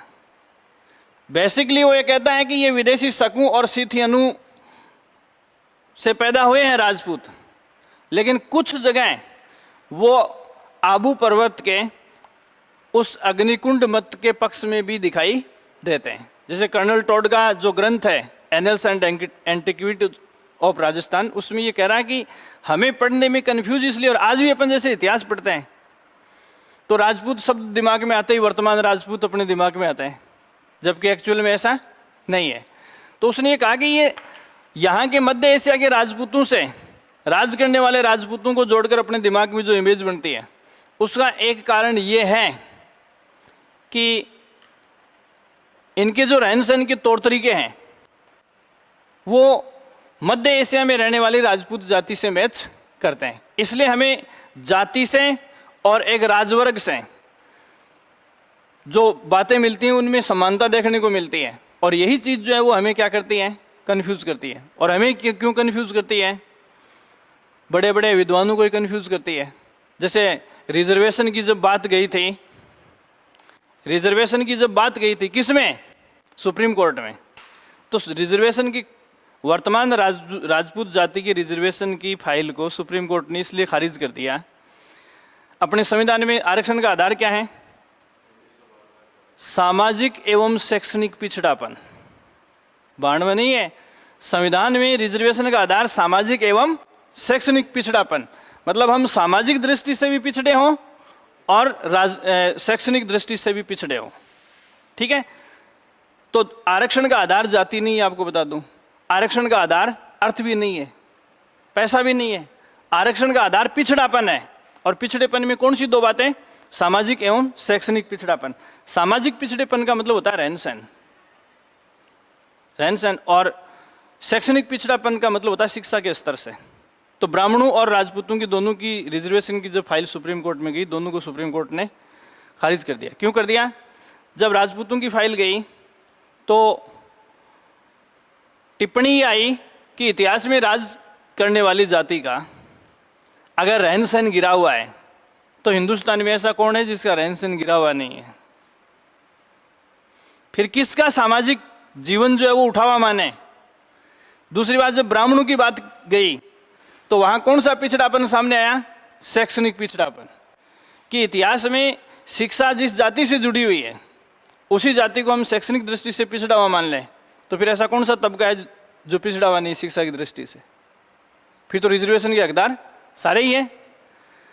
जबकि यहां देखो, अगर इतिहास के तथ्यों से हम जोड़कर देखें तो वो तो एक हाइब्रिड संस्करण है। जिन शासकों को अपन राजपूत इतिहास में पढ़ते हैं वो शक थे, यूनानी थे, सीथियन थे, कुषाण थे, भील थे, मीणा थे, ब्राह्मण थे। ये आज तक हम डिसाइड नहीं कर पाए, तो यहाँ ये देखो, भंडारकर, एवी स्मिथ, कर्नल जेम्स टॉड, ये सब किससे मानते हैं? लेकिन मत देखो क्या है, ये कहता है विदेशी ब्राह्मणों से, ये कहता है विदेशी हुणों से, ये कहता है विदेशी शकु व सीथियनों से। निष्कर्ष ये है। लेकिन ये तीनों ही इतिहासकार क्या मानते हैं? राजपूतों की उत्पत्ति विदेशियों से मानते हैं। क्लियर होगी बात? ये चीजें बस सीधी सीधी आपको एग्जाम में इतना ही ध्यान में रखना है, लिखना कुछ नहीं है। ठीक है। नेक्स्ट, अगली जो चीज मैं आपके साथ डिस्कस करना चाहता हूं वो क्या है? वो है स्वदेशी। कौन है जो इन्हें स्वदेशी मानता है? कौन है जो इन्हें स्वदेशी मानता है? स्वदेशी मानने वालों में किसको आगे लाओगे? बोलो। स्वयं। ये मैंने आपको बताया कि अपने आप को कुछ राजपूत ऐसे हैं जो सूर्यवंशी मानते हैं और कुछ अपने आप को क्या मानते हैं? चंद्रवंशी मानते हैं। और उनका संबंध किससे जोड़ते हैं? राम और लक्ष्मण से जोड़ते हैं। तो इसमें पहला मत स्वदेशी, राजपूत स्वयं को ऐसा स्वयं राजपूत मानते हैं, ऐसा स्वयं राजपूत मानते हैं। दूसरा, स्वदेशी में गौरीशंकर हीराचंद ओझा।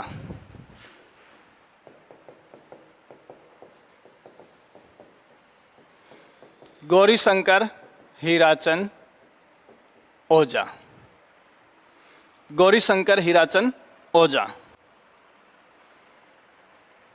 और तीसरा लिखो आप इसमें, ग्वालियर अभिलेख।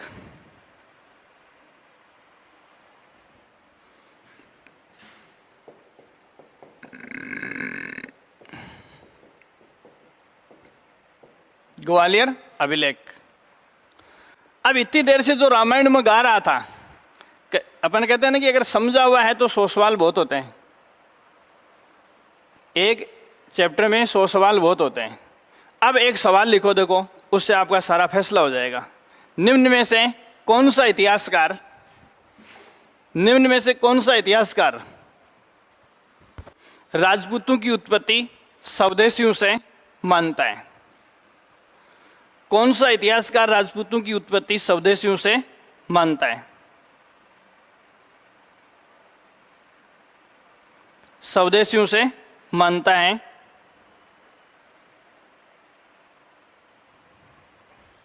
ठीक है।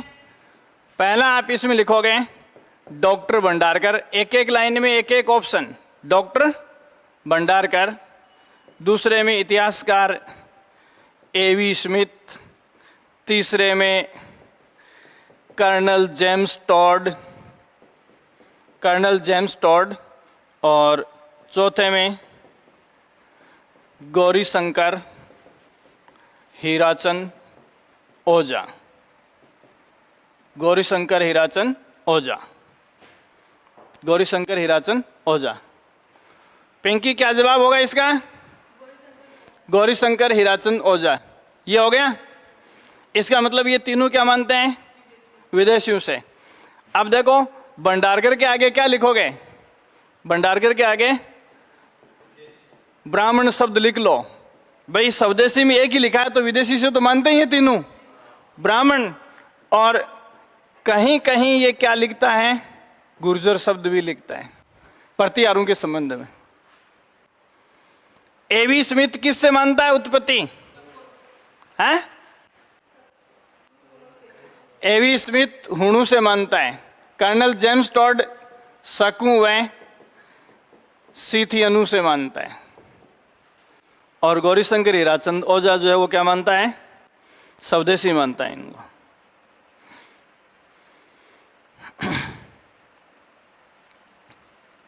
हो गया ना? यही एक चीज। अब देखो, ये एक सवाल किसी किताब में गाइड में दिया हुआ है और ठीक से आपने एक्सप्लेन कर लिया, तो पिछली 10-12 मिनट से मैं जो चीज़ आपको समझा रहा हूँ उसको दोबारा रिपीट करने की जरूरत नहीं है। मतलब जो 100 सवाल एक चैप्टर में आप डिसाइड करते हो, वो 100 सवाल ऐसे होने चाहिए, यूं नहीं कि कहीं से कट पेस्ट करके कोई भी ऑप्शन बना दिया। सिस्टमेटिक तरीके से डिजाइन किया हुआ सवाल है। तो एक चैप्टर में 100 सवाल, कोई बड़ा चैप्टर तो उसमें 125 सवाल मान लो, 125 सवालों में पूरा चैप्टर कवर हो जाता है। ऑब्जेक्टिव टाइप 125 बहुत ज़्यादा हो जाते हैं, आपको बताऊँ मैं। हो गया नहीं है? ये हो गया। अब देखो, कई बार क्या होता है, थोड़ा सा आरएस जैसी परीक्षाओं में इधर उधर से कुछ और जोड़ लेते हैं। तो उसके लिए मैं आपको बताऊं कि जो विदेशी वाला है,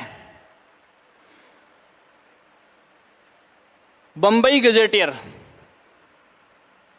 सरकारी पत्र होता था, बंबई स्टेट का जो बंबई गजेटियर सरकारी अखबार जो छपता था, उस अखबार में ये कहा कि जो लोग विदेशों से आकर बसे, जो राजपूत साम्राज्यों से जुड़े हुए हैं, वो हूण थे। वो कौन थे? हूण थे। राजस्थान की हिस्ट्री में अभी अपन गुर्जर प्रतिहारों से शुरुआत करते हैं, आपको पता ही है। और वो सबसे पहले कहाँ आकर बसे? तो देखो, वो सबसे पहले आकर बसे गुजरात में। कहाँ आकर बसे? गुजरात में। और गुजरात में बसने के कारण वो लोग क्या कहलाए? गुर्जर कहलाए। उस समय की सरकारी प्रेस के पुराने अखबार में, पुरानी प्रेस के पुराने अखबार में अपने को ये बात मिलती है। इसके अलावा भगवान लाल इंद्र जी ये भी इस बात का पक्ष लेते हैं, लेकिन वो ये कहते हैं कि बाहर से आकर बसने वाले कौन नहीं थे? हूण नहीं थे, कुषाण थे। हूण नहीं थे, कुषाण थे। और वो राजस्थान, मालवा और गुजरात में आकर बसे। इसलिए इन क्षेत्रों में राजकार्य में लिप्त होने के कारण वो क्या कहलाए? गुर्जर कहलाए। तो अब देखो, यहां मैंने आपको बताया कि बंबई गजेटियर की बात है, वो इनमें जा सकती है, विदेशी वाले में। और भगवान लाल इंद्र जी की बात भी किसी में जा सकती है। ठीक है, तो इसके ऊपर या नीचे जहां भी नोट है वो डाल लो, ताकि सारा फैसला ही हो जाएगा। मेन चीज सवाल में लिखाई है जो रिपीट होती है, इसमें लिखो बंबई गजेटियर। बंबई गजेटियर के अनुसार ये गुजरात में आकर बसने वाले हूण हैं। गुजरात में आकर बसने वाले हूण हैं। गुजरात में आकर बसने वाले हूण हैं। जबकि भगवान लाल इंद्र जी इन्हें राजस्थान, मालवा व गुजरात में बसने वाले, राजस्थान, मालवा व गुजरात में बसने वाले, राजस्थान, मालवा व गुजरात में बसने वाले कुषाण मानते हैं। कुषाण मानते हैं, कुषाण मानते हैं, जिन्होंने आरंभ में सामंत के रूप में कार्य शुरू किया। और फिर क्या बन गए? ये राजा, जिन्होंने आरंभ में सामंत के रूप में कार्य शुरू किया।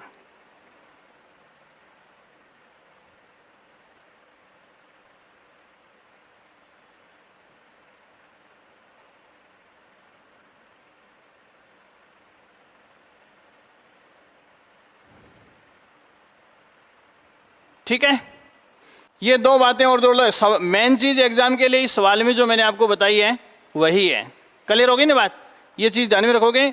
मोटे तौर पर यही सवाल पूछे जाते हैं जो मैंने इस गोले में आपको एक सवाल के रूप में बताया है। ठीक है, फिर आगे अपन जैसे गुर्जर प्रतिहारों की बात करें तो गुर्जर प्रतिहारों के संबंध में अपन सबसे पहले क्या देखें, तो उन राजवंशों में अपन सबसे पहले गुर्जर प्रतिहारों की बात करेंगे। किसकी बात करेंगे? गुर्जर प्रतिहारों की बात करेंगे। इनकी उत्पत्ति के बारे में क्या हो सकता है, तो सर्वमान्य जो मत जब ये पैदा हुए थे, इनका स्पष्ट जो उल्लेख है वो अपने को 8वीं शताब्दी के बाद का ही मिलता है। 700 ईस्वी के बाद का ही मिलेगा अपने को। तो ये जो उल्लेख अपने को मिलता है 8वीं और 9वीं शताब्दी का, उस संबंध में अपने को सबसे ज़्यादा ये मिलता है कि जैसे भारत में राष्ट्रकूट और पाल थे उस समय। भारत की हिस्ट्री को अपन पढ़ेंगे तो अखिल भारतीय नक्शे पर हर्षवर्धन की मृत्यु के बाद उभरते राजवंश राष्ट्रकूट और पाल राजवंश था, ठीक है। और उनके बाद में तीसरा जो उभरता राजवंश है वो गुर्जर प्रतिहार है। देखो यहाँ पाल और राष्ट्रकूट ये हर्षवर्धन की मृत्यु के बाद भारत के नक्शे पर उभरते राजपूत राजवंश थे। इनके बाद में तीसरा उभरता राजवंश जो था वो कौन सा था? गुर्जर प्रतिहार राजवंश था। और उस समय तक देखो 8वीं शताब्दी के बाद भारत पर तुर्कों के आक्रमण होने लग गए थे, मुस्लिम आक्रमण अपने देश पर होने लग गए थे। और उसी समय अरबों ने जब अपने ऊपर आक्रमण किया तो उन मुस्लिम आक्रांताओं ने जो गुजरातरा के शासक थे, गुजरात और राजस्थान की सीमा पर, उन शासकों को उन मुस्लिमों ने क्या शब्द दिया? जुर्ज। और जुर्ज को हम अपन अपभ्रंश में क्या बोलने लग गए? गुर्ज। जुर्ज से क्या बन गया? गुर्ज बन गया। और इस गुर्ज को रै पर जोड़ देंगे तो क्या बन जाएगा? गुर्जर। समझ आएगी बात? तो ये जुर्ज शब्द जो है वो आक्रमण करने वाले मुसलमानों द्वारा गुजरातरा में राज करने वाले जो शासक थे उनके लिए था। तो इसमें पहला सवाल, ये गुजरातरा के शासक थे, ये गुजरातरा के शासक थे, गुर्जरतरा के शासक थे जिन्हें मुसलमानों ने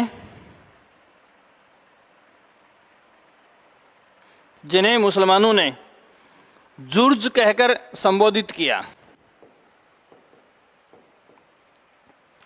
जुर्ज कहकर संबोधित किया,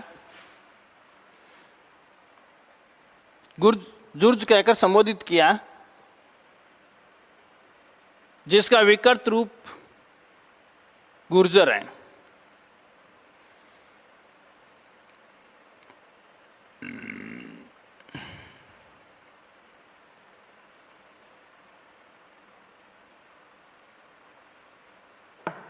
ठीक है, ये शब्द जो है वो विकृत रूप है। कई बार अपन जैसे गै की स्पेलिंग लिखते हैं तो कई बार स्पेलिंग गै की जो है वो जैसे जय की जी से शुरू करते हैं ना, बस वो ऐसा ही थोड़ा सा एक विकृति है, इसमें कोई बहुत बड़ी विकृति इसमें नहीं है। नेक्स्ट जो चीज़ आपको ध्यान में रखनी है, जैसे एक शब्द आता है कुचेलो, ये बहुत ही इंपॉर्टेंट शब्द है।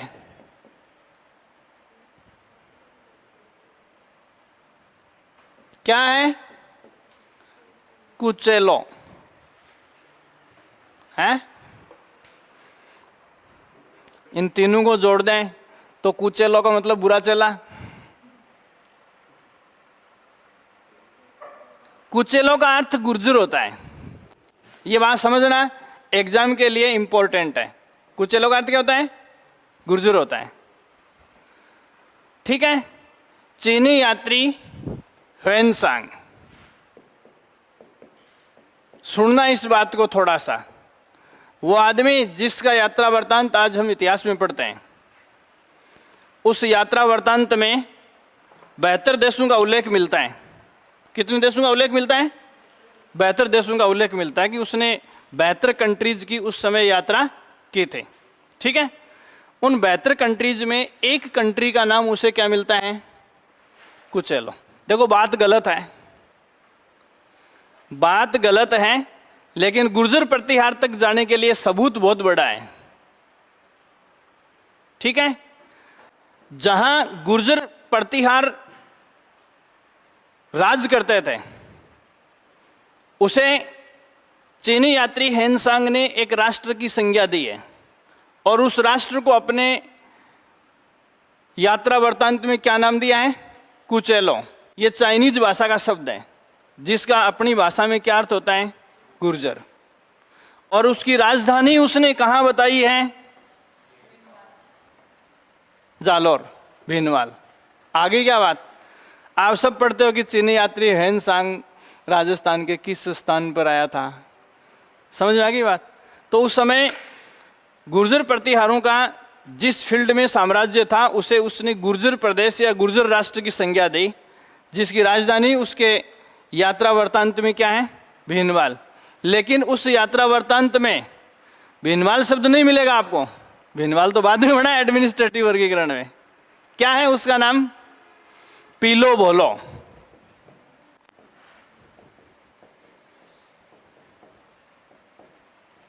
पीलो बोलो। यह नाम किसके लिए है? भीनमाल के लिए। कुचेलो नाम किसके लिए है?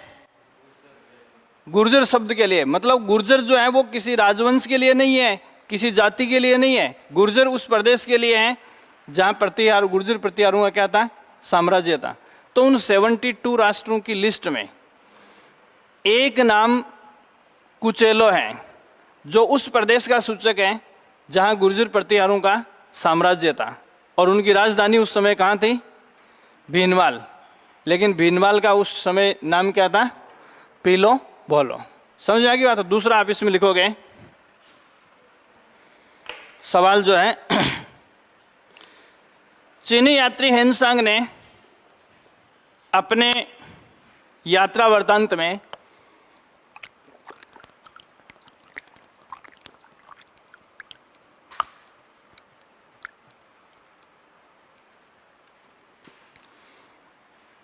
चीनी यात्री हेनसांग ने अपने यात्रा वृत्तांत में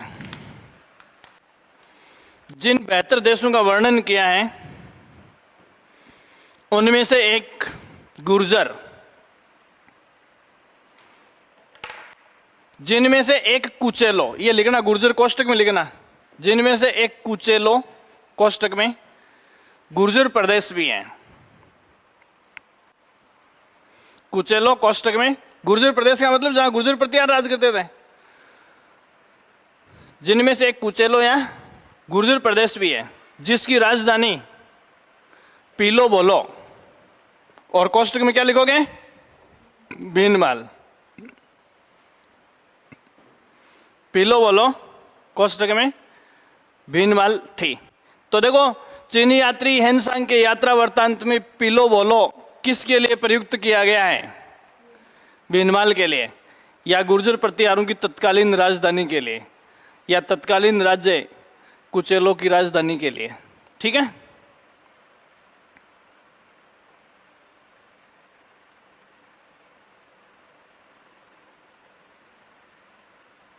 फिर देखो आगे अपन इनकी बात करें तो मुणोत नैन्सी की अपन बात करें।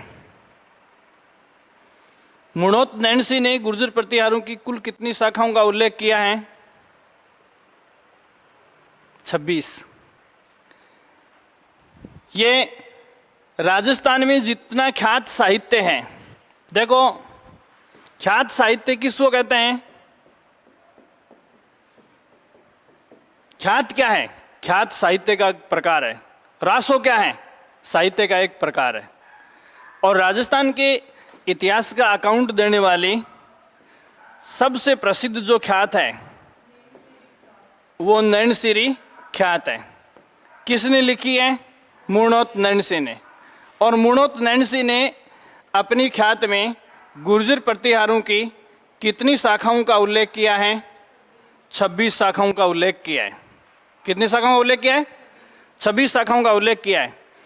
और उन 26 शाखाओं के उल्लेख के संबंध में उसने कहा कि इनका साम्राज्य जो है वो वर्तमान के राजस्थान, गुजरात या बिहार का जो प्रदेश है उस पर इनका क्या था, साम्राज्य था।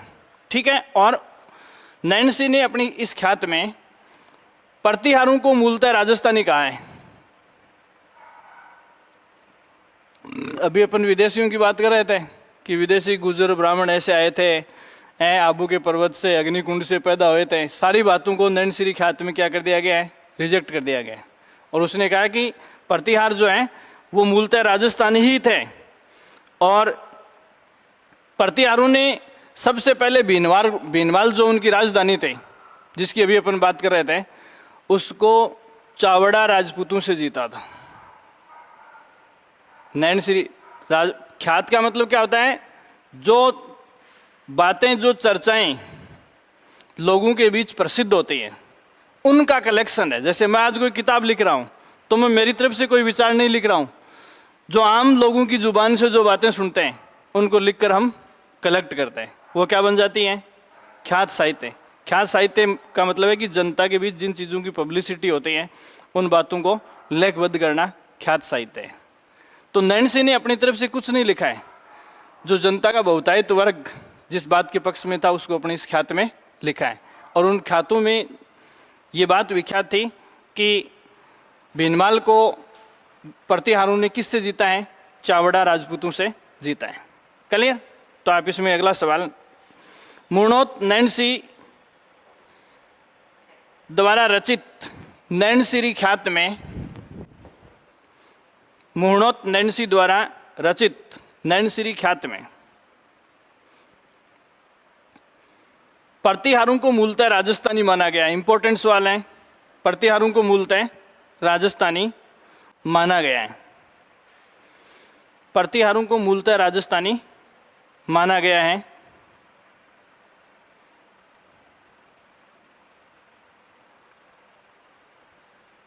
इन्होंने प्रतिहारों की कुल 26 शाखाओं का उल्लेख किया है। यह सवाल भी बार बार पूछा जाता है। प्रतिहारों की कुल 26 शाखाओं का उल्लेख किया है।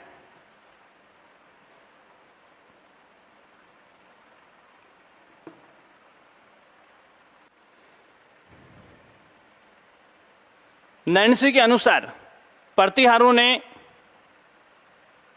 नैन्सी के अनुसार प्रतिहारों ने भीनमाल को चावड़ा राजपूतों से जीता।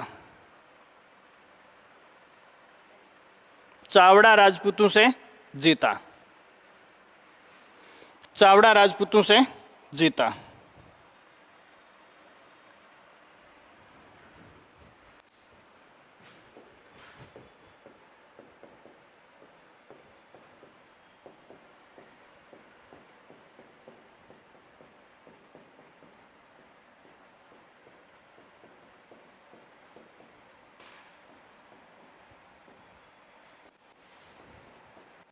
ऐसा का ऐसा लिख के बॉक्स में बंद कर दो।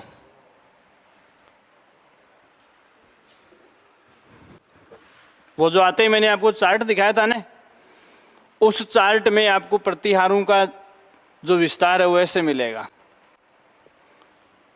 सबसे पहले उन्होंने अपनी राजधानी चावड़ों से जीतकर किसको बनाया, भीनमाल से उनकी सागा कहाँ स्थापित हुई, आबू के बाद, जालोर के बाद और उज्जैन के बाद कन्नौज तक।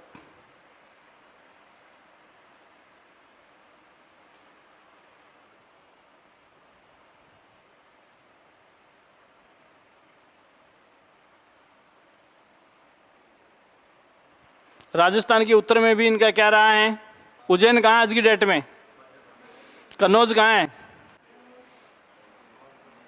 मध्य प्रदेश में। इसका मतलब मध्य भारत में, उस समय मध्य प्रदेश नहीं था, मध्य भारत बोलते थे उसको। तो राजस्थान के अलावा मध्य भारत में भी प्रतिहारों ने अपना साम्राज्य जमाया है। तो ये देखो, ये सारा उल्लेख जो है, चाहे तो सीधा पूछे आपसे और चाहे ये पूछे कि मुर्णोत नैन्सी के अनुसार इनकी राजधानी का क्रम क्या है, तो सबसे पहले भीनमाल, फिर आबू, फिर जालोर, फिर उज्जैन, फिर कन्नौज। या तो ये कहीं हारते गए या फिर औलादें पैदा होती गई और जो जैसे जैसे इनको राज्य क्षेत्र में वृद्धि का मौका मिला, वैसे वैसे ये बढ़ाते गए। तो ये आपको टोटल 5 कैपिटल या राजधानियां हैं, वो इनके साथ पढ़नी है। ठीक है? हैं? हाँ, तू बता अब। हैं?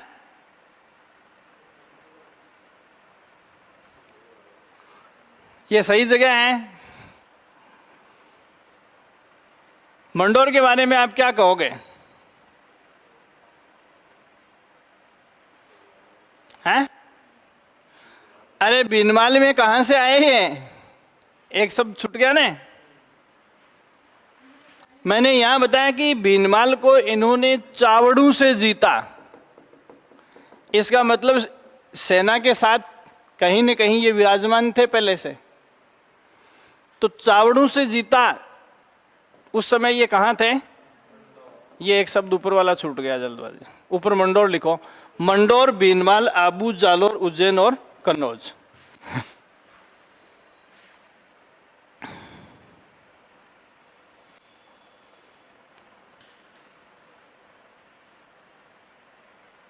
ठीक है?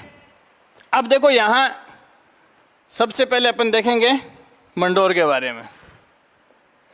अब देखो प्रतिहारों का जो आरंभिक राज्य है वो किस पर डिपेंड करता है? नैनसिरी ख्यात जो साहित्य है बेसिकली इसी पर निर्भर करता है ये। ठीक है? यहाँ आपको जो चीज़ ध्यान में रखनी है कि नैनसिरी ख्यात पूछे चाहे तो कि नैनसिरी ख्यात के अनुसार पूछें या फिर प्लेन शब्दों में पूछें कि प्रतिहारों की प्राचीनतम जो शाखा है वो कहाँ थी? मंडोर। ठीक है? अब आप कहोगे कि मंडोर के बारे में तो नहीं बताया। आपका सवाल भी जायज़ है। भाई मैंने आपको बताया कि इन्होंने प्रतिहारों ने भीनमाल चावड़ा राजपूतों से जीता, फिर ये मंडोर में कैसे आए? तो इसका तो आज तक किसी को पता नहीं है। प्रतिहार जो राजवंश है इसका आरंभिक इतिहास है, उसके संबंध में हमारे पास साक्ष्य मौजूद नहीं है। ठीक है? और मंडोर शाखा के बारे में, नैनसी की ख्याति के बारे में भी अपने को उल्लेख नहीं मिलता है। थोड़ा बहुत बिखरा हुआ या धुंधला सा जो अपने को मिलता है वो 2 जगह के शिलालेख मिले हैं अपने को। एक शिलालेख जोधपुर का और 2 शिलालेख घटियाले के। घटियाला शिलालेख कहाँ है आज की डेट में? मध्य प्रदेश में पड़ता है। तो मध्य प्रदेश में घटियाला नामक जो स्थान है वहाँ 2 शिलालेख मिले हैं और एक शिलालेख अपने को जोधपुर में मिला है। उन शिलालेखों के ऊपर जो चीज़ उत्कीर्ण है उससे हम आइडिया लगाते हैं, उसी से हम आइडिया लगाते हैं। और उसमें भी देखो इस राजवंश के कुछ गिने चुने जैसे बाउक और ककुट, ये 2 शासक हुए थे, केवल उनके बारे में थोड़ा सा आपको उल्लेख मिलेगा, बाकी शासकों के बारे में इसका उल्लेख नहीं मिलेगा। तो अब तक अपने को जितने साक्ष्य मिले उन साक्ष्यों के आधार पर हम ये तो कह सकते हैं, जैसे मैंने बताया कि मंडोर से अटैक करके चावड़ा राजपूतों से भीनमाल जीता, इसका मतलब मंडोर पहले मौजूद था। कुछ शिलालेखों में भी इस बात का उल्लेख मिला है, बाकी इस राजवंश के आरंभिक जो शासक थे उनका उल्लेख अपने को कहीं भी नहीं मिला है। ठीक है? तो इसमें पहला सवाल, हालांकि मंडोर शाखा के संबंध में अधिक साक्ष्य नहीं मिले, हालांकि मंडोर शाखा के संबंध में अधिक साक्ष्य नहीं मिले हैं,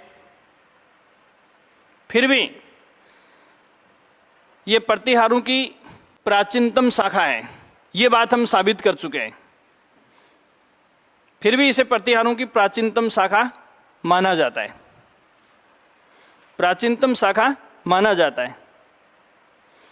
इस संबंध में जोधपुर शिलालेख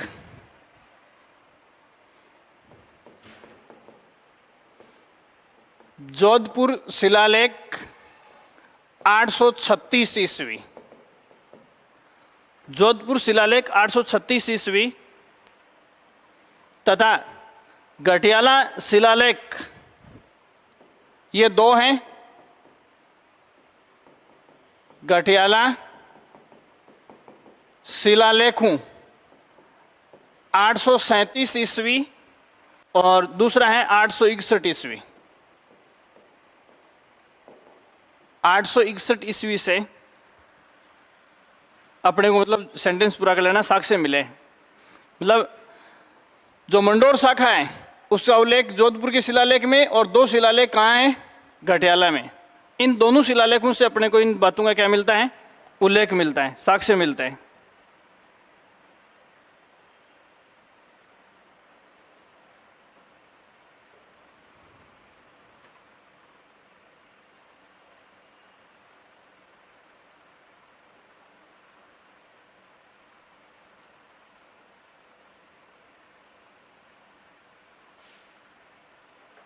ठीक है, क्या साक्ष्य मिलता है?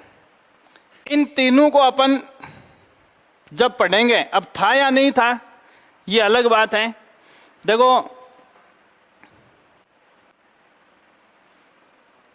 अपने को उत्कीर्णित क्या मिलता है इस मामले में? कल परसों मैंने आपको एक बात और भी बताई थी कि समरकंद से वो एक शिलालेख को सोशल मीडिया पे वायरल किया गया है और उसमें स्वाइजय सिंह को क्या बताया गया है? बाबर के वंशजों का नौकर, गुलाम या दास कहा गया है। ठीक है, ऐसे ही इसका एक इश्यू और बताता हूँ। जैसे हमारे कॉलेज में वो एक गेट के ऊपर जो लिखा हुआ है वो 4 दीवारी किसी एक स्टूडेंट ने बनवाई थी कॉलेज की, ठीक है, और बदले में कॉलेज के नाम के नीचे उसका मोटा सा नाम, अखबारों में धरने वगैरह आप पढ़ते हो तो उसका नाम नीचे लिख दिया। अब मान लो ये सभ्यता तहस नहस हो जाए और कल को वो गेट के ऊपर का बोर्ड आने वाली पीढ़ियों को मिले तो उसका मीनिंग 2 तरीके से लिया जा सकता है। इसका मतलब ये भी हो सकता है कि ये होर्डिंग या नाम खाली उसने खुदवाया होगा, और कुछ लोग इसका मीनिंग ये भी ले सकते हैं कि शायद ये पूरा महाविद्यालय ही उसी ने बनवाया होगा। तो उन शिलालेखों के बारे में अपन कुछ नहीं कह सकते। अब जैसे अपन शिलालेख, जैसे अपने यहाँ जितनी भी सरकारी बिल्डिंग बनती है उन सब के आगे उनके उद्घाटन करने वाले का नाम लिखा हुआ होता है। एक्चुअल में तो कौन बना रही है? सरकार बना रही है। जब ये सभ्यता का अंत हो जाएगा उसके बाद खोदने वाले उस नेम प्लेट का क्या मीनिंग निकालेंगे? कुछ कहा नहीं जा सकता, समझे ना आप? फिर भी इन तीनों शिलालेखों में एक समानता है, और वो समानता क्या है? जो हरिश्चंद्र नामक एक ब्राह्मण बताया गया है और उस ब्राह्मण की पत्नी से 4 संतानें उत्पन्न हुई, भोगभट्ट, कद्दक, रजिल और दय। मतलब 4 बेटे थे उस ब्राह्मणी के, और उन चारों ने मिलकर एक क्षेत्र के ऊपर कब्जा किया। मंडोर का पुराना नाम आप सबको पता है, मांडव्यपुर। पढ़ा है क्या है? मांडव्यपुर। और उसी को हम आज की हिस्ट्री में क्या पढ़ते हैं? मंडोर। तो उस मांडव्यपुर के चारों तरफ एक प्रकोटे का या 4 दीवारी का निर्माण करवाया, ठीक है। और वह इनमें सबसे बड़ा कौन सा मैंने बताया है? भोगभट्ट। सबसे पहले मांडव्यपुर क्षेत्र के ऊपर इन्होंने कब्जा किया, कब्जा करके चारों तरफ 4 दीवारी बना ली और वहाँ से वो एक राजनीति का केंद्र बना लिया उसको। और राजगद्दी पर किसको बैठा दिया? भोगभट्ट को। तो प्रतिहारों की वंशावली किससे शुरू होती है? भोगभट्ट से पहला। या फिर मांडव्यपुर की स्थापना जो है, हालांकि योगदान किसका था? चारों का था, फिर भी इसमें आपको उत्तर क्या मिलेगा? भोगभट्ट। स्थापना का मतलब है कि सबसे पहले गद्दी को किसने अख्तियार किया, गद्दी पर किसने कब्जा किया या विराजमान हुआ। तो भोगभट्ट से प्रतिहारों की क्या होती है?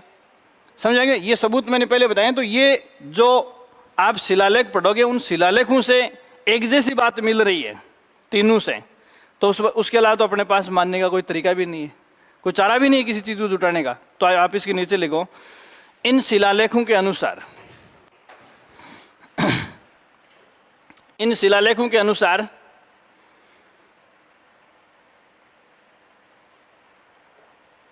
हरिश्चंद्र ब्राह्मण की पत्नी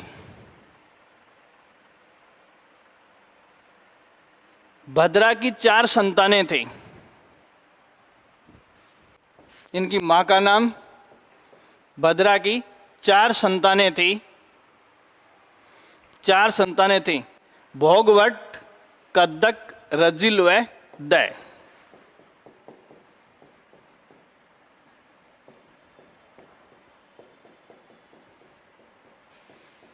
कद्दक, रजिल व दय।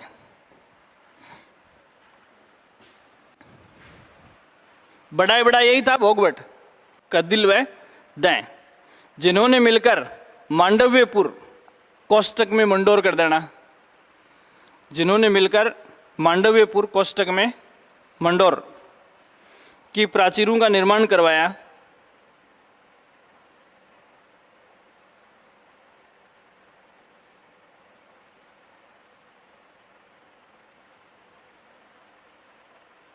प्राचीरों का निर्माण करवाया। इसमें ये वंशावली इससे शुरू करोगे आप। इसको बनाया नहीं गया था बड़ा होने के बावजूद भी। रजिल से शुरू करेंगे, वो गलत बोल दिया मैंने, ठीक है ना। तो देखो, भद्रा की 4 संतानें थी जिन्होंने मिलकर मांडव्यपुर की प्राचीरों का निर्माण करवाया तथा इनमें से सबसे पराक्रमी होने के कारण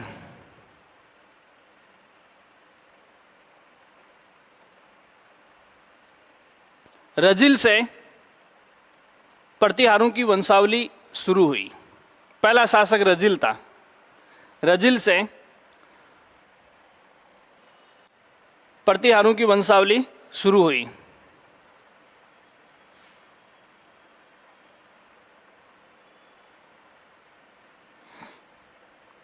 ठीक है। उसके बाद में क्या है कि इनके बारे में ज्यादा अकाउंट नहीं मिलता अपने को। तो देखो, आपने प्रतिहारों की हिस्ट्री पढ़ी है, प्रतिहारों की हिस्ट्री पढ़ी है। अब देखना, मेड़ता कहाँ है? नागौर में। अभी मंडोर की बात कर रहे हैं, जोधपुर के। तो विस्तार की नीति धीरे धीरे इनमें भी आई। इस राजवंश का सबसे शक्तिशाली और सबसे प्रभावशाली जो राजा था वो था नागभट्ट प्रथम, और वो रजिल का पोता था। रजिल का पोता। तो इसके बाद वाली जो बीच का टाइम है उसका उल्लेख अपने को ठीक से किन्हीं साक्ष्यों से मिल नहीं रहा है, तो इसको थोड़ा आगे जोड़ेंगे। रजिल का पोता नागभट्ट प्रथम, नागभट्ट प्रथम, रजिल का पोता नागभट्ट प्रथम इस वंश का सबसे शक्तिशाली शासक हुआ। इस वंश का सबसे शक्तिशाली शासक हुआ जिसने अपनी राजधानी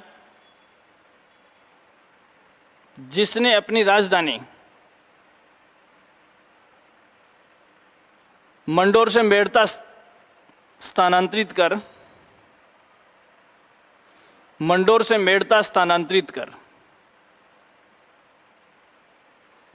अपने साम्राज्य विस्तार का संकेत दिया।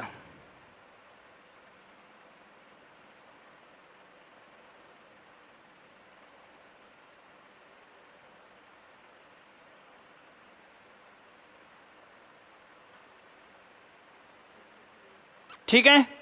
अब देखो, डिटेल की बात अपन बाद में करेंगे। अब नागभट्ट प्रथम के बाद की स्थिति देखें तो थोड़ा सा आप एक बार मोटा मोटा देखेंगे। नागभट्ट प्रथम के जो हैं 2 पुत्र थे। नागभट्ट प्रथम के 2 पुत्र थे। बड़े पुत्र का नाम क्या था? बड़े पुत्र का नाम था तात, और छोटे पुत्र का नाम क्या था? भोज। तो देखो, तात और भोज का संबंध है, ऐसे भी पूछ लेते हैं।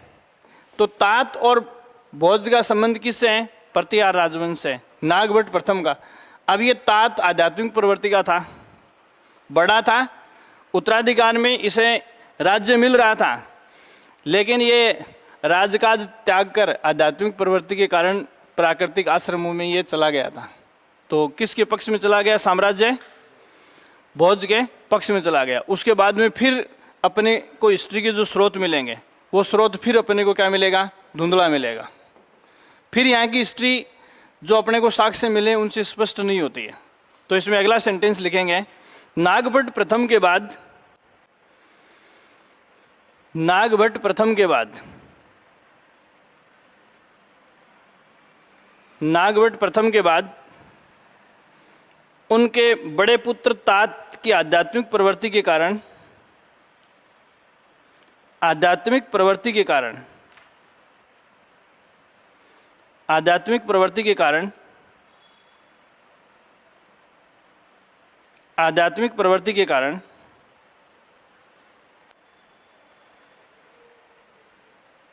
उनके छोटे पुत्र भोज को उत्तराधिकारी बनाया गया।